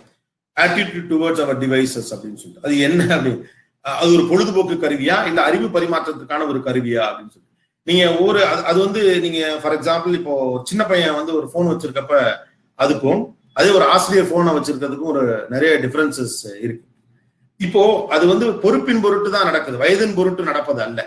அப்ப இனிமே பொறுப்பின் பொருட்டு தான் அந்த சோசியல் மீடியாவை நீங்க யூஸ் பண்றதா இருக்கலாம், இல்ல வந்து அதுல நீங்க என்னத்தை பயன்படுத்த போறீங்க அப்படிங்கிறதா இருக்கலாம். நேர விரயத்தை பண்ணக்கூடிய கேம், நிறைய கேம்ஸ்க்கு இப்ப வந்து ரொம்ப ரெகுலேஷன்ஸ் கொண்டு வந்திருக்காங்க. ஆனா இதை தாண்டி ரெகுலேஷன்ங்கிறது மைண்ட்ல இருந்து தான் வரணும். நான் எப்பவுமே ரெகுலேஷன் உள்ளே இருந்து தான் வரணும்னு நினைப்பேன். அது புறச்சூழல்ல இருந்து வந்து ஒண்ணுமே கிடையாது. நான் தவறு செய்வதற்கு முன்னதாக என் தந்தை என் கண் முன்னால் வந்தா தான் நான் நல்லா வளர்க்கப்பட்டிருக்கேன்னு அர்த்தம். போலீஸ்காரன் பிடிச்சுப்பாங்கிறதுக்காக நான் பயப்படக்கூடாது, இது தப்புங்கிறதுக்காக தான் நான் பயப்படணும். ஒரு பள்ளிக்கூடத்துல நான் லேட்டா போறது ஒழுங்கினங்கிறதுக்காக பயப்படணும், ஃபைன் போடுவாங்கிறதுக்காண்டி நான் லேட்டா போகக்கூடாதுன்னு நினைச்சா அது சரின்னு நான் நினைக்கல.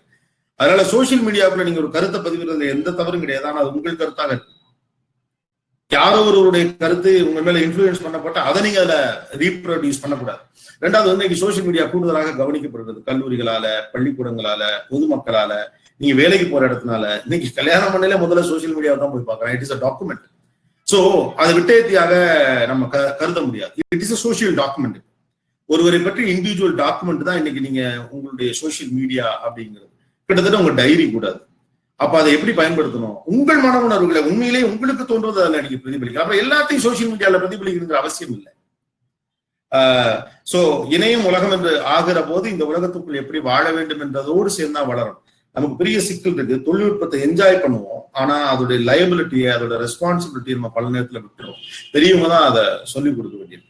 ஃபார் எக்ஸாம்பிள், உங்களுக்கு தொழில்நுட்பமா இருக்கலாம், தொழில்நுட்ப கருவியா இருக்கலாம். ஒரு ஏசி வாங்குவோம், 35,000 ரூபாய் 40,000 ரூபாய்க்கு ஏசி வாங்குவோம். அதுல எவ்வளவு புக்கு கொடுப்பான். ஒரு நாள் ஒருத்தனும் படிச்சது யாராவது படிச்சிருக்கமா? என்ன பேங்க்ல 2 லட்சம் ரூபாய்க்கு பர்சனல் லோன் வாங்கல 10 பக்கத்துல கையெழுத்து வாங்குறான். எவனா படிச்சிருக்கமா? என்ன சார் எனக்கு டார்கெட் முடிக்கணும், இந்த வாங்கிக்கங்க வந்து கெஞ்சில விட்டு இதை முழுக்க விளக்கம் கொடு, அப்புறம் படிக்கிறேன்னு சொன்னா கூட உட்காந்து விளக்கம் கொடுக்க வாய்ப்பு இருக்கு. யாருக்கு தெரியும்? கையெழுத்து போட்டு போயிட்டே இருக்கிறோம். அப்புறம் கடைசியில தான் தெரியும் இப்போ எல்லாத்தையும் நீங்க எழுதி கொடுத்துட்டீங்கிறது அங்கதான் இருக்கு. அப்ப நமக்கு அந்த மைண்ட் செட்ல என்ன, ஒரு வசதியை அனுபவிக்க வேண்டும் என்று நம்ம பழக்கப்படுத்திட்டு இருக்கோமே ஒழிய அதோட லயபிலிட்டி என்ன, அதோட ரெஸ்பான்சிபிலிட்டி என்ன நம்ம சொல்லிக் கொடுத்ததே கிடையாது. ஏசியை பொறுத்த வரைக்கும் நம்முடைய பிள்ளைகளுக்கு சொல்லிக் கொடுக்கிறது என்ன, எப்படி கூட இதை ஏற்றணும், எப்படி இறக்கணும். மழைக்காலத்துல ஏசி ஆன் பண்ணி வைக்கணுமா, ஆஃப் பண்ணி வைக்கணுமா, மெயின் சுவிட்ச் ஆஃப் பண்ணுமா, ஆஃப் பண்ண மாட்டாமா, இதெல்லாம் நம்ம பெருசா சொல்லியே கொடுக்கறது இல்லையே. அப்ப இதுல இருந்துதான் இந்த தொழில்நுட்பம் தொடருது. ஏன்னா எல்லாத்துக்கும் நம்மளே குறை சொல்றாங்கிறீங்களா, ரூட்ஸ்ல இருந்தா எல்லாத்தையும் சரி பண்ண முடியும். அதனால நான் சொல்றேன். ஆனா பசங்களுக்கு சொல்ல வேண்டியதான், it's a document today. It is you. நீங்க உங்களுடைய முகநூல் கணக்குல இருந்து தொடங்கி எதுவா வேணாலும் இருக்கலாம். It is a document. So அதில் உங்களுக்கு ஒப்புதலான, உங்கள் மனதே ஏற்றுக்கொள்ளுகிற உங்கள் சுய கருத்துக்களை நீங்க பதிவிடுவதோ வெளிப்படுத்துவதோ எந்த வகையிலையும் தவறில்லை. ஆனா இன்ஃபுளுன்ஷியலா விளையாட்டு போக்காக அதை நீங்கள் பயன்படுத்த முடியாது. ஏன்னா அது ஒரு இட்ஸ் அ டாக்குமெண்ட். ஓகேண்ணா, ரொம்ப அருமையா சொன்னீங்க, சந்தோஷம். சார் கேள்விகள் இல்லை. I think we can wind up. Fine, thank you. Good luck to all the students. And யாரெல்லாம் பார்த்துட்டு இருக்கீங்களோ எல்லாருக்கும் இந்த வாழ்த்துக்கள். நான் சொன்னது மறுபடியும் ஞாபகம் வச்சுங்க. New world with new opportunities and new challenges. இந்த மைண்டோட ஒரு பிரம்மாண்டமான உலகத்தை உருவாக்க என்ன செய்யணுமோ அந்த ரெஸ்பான்சிபிலிட்டியோட உள்ள போகும். Good luck. Thank you, you guys were hosted very well. Thank you. 2 minutes, sir. We'll thank formally. Okay. Thank you, Prasad, sir. இந்த ஹையஸ் நிகழ்வு இந்த நேரத்துல அண்ணன் கோபிநாத் அவர்கள் வந்து மிகச்சிறப்பாக இந்த இளைஞர்களுக்கும் அனுபவ ரீதியா நிறைய விஷயங்களை வந்து பகிர்ந்துகிட்டீங்க. இந்துஸ்தான் கல்வி நிறுவனங்கள் சார்பாக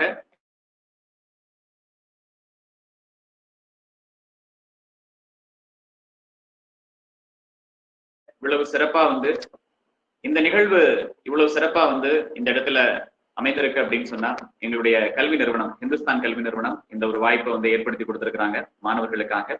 அதே போல எங்களுடைய செயலர் திருமதி சரஸ்வதி கண்ணையன் மேடம் அவர்களுக்கும், எங்களுடைய இணை செயலர் திருமதி பிரியா சதீஷ் பிரபு மேடம் அவர்களுக்கும், அதே போல எங்களுடைய கல்லூரியின் இந்துஸ்தான் கல்வி நிறுவனங்களின் சிஇஓ திரு கருணாகரன் சார் அவர்களுக்கும் இந்த நேரத்துல எங்களுடைய நெஞ்சார்ந்த நன்றிகளை வந்து நாங்க தெரியப்படுத்திக்கிறோம். அதே போல இந்த கல்லூரி மற்றும் கல்வி நிறுவனங்களுடைய பிரின்சிபல்ஸ் அவங்களுக்கும் இந்த நேரத்துல எங்களுடைய நன்றிகளை வந்து தெரியப்படுத்திக்கிறோம். அதே போல மாணவர்கள், அவங்க இல்லைன்னா இல்ல, இவ்வளவு நேரமா வந்து இவ்வளவு விஷயங்களை கவனித்துக் கொண்டிருந்த இளைஞர்கள், மாணவர்கள் அவங்களுக்கும் எங்களுடைய கல்வி நிறுவனம் சார்பாக நன்றிகளை தெரியப்படுத்திக்கிறோம். அண்ட் தென் எங்களுடைய டெக்னிக்கல் டீம் இவ்வளவு சிறப்பாக இந்த அமைப்பை எங்களுக்கு ஏற்படுத்தி கொடுத்த கிருஷ்ணமூர்த்தி சார் அவங்களுடைய டீமுக்கும் வந்து இந்த நேரத்துல நாங்க நெஞ்சார்ந்த நன்றிகளை வந்து தெரியப்படுத்திக்கிறோம். அண்ட் மறுபடியும் கோபிநாத் அண்ணா நிறைய விஷயங்கள் எங்களோட பகிர்ந்துகிட்டீங்க. இந்துஸ்தான் கல்வி நிறுவனங்கள் சார்பாக மனமார்ந்த வாழ்த்துக்களையும் நன்றிகளையும் தெரியப்படுத்திக்கிறோம். தேங்க்யூ அண்ணா, நன்றி. Sir, mic on point then. Thank you all, and Karnagaran sir, thank you. We'll meet up soon. Sir, thank you so much. Thank you for sparing your time. The session was wonderful. And பொறுமையா எங்க கேள்விகளுக்கு பதில் சொல்லியதுக்கு ரொம்ப நன்றிங்க sir. Thank you. Thank you. நன்றி.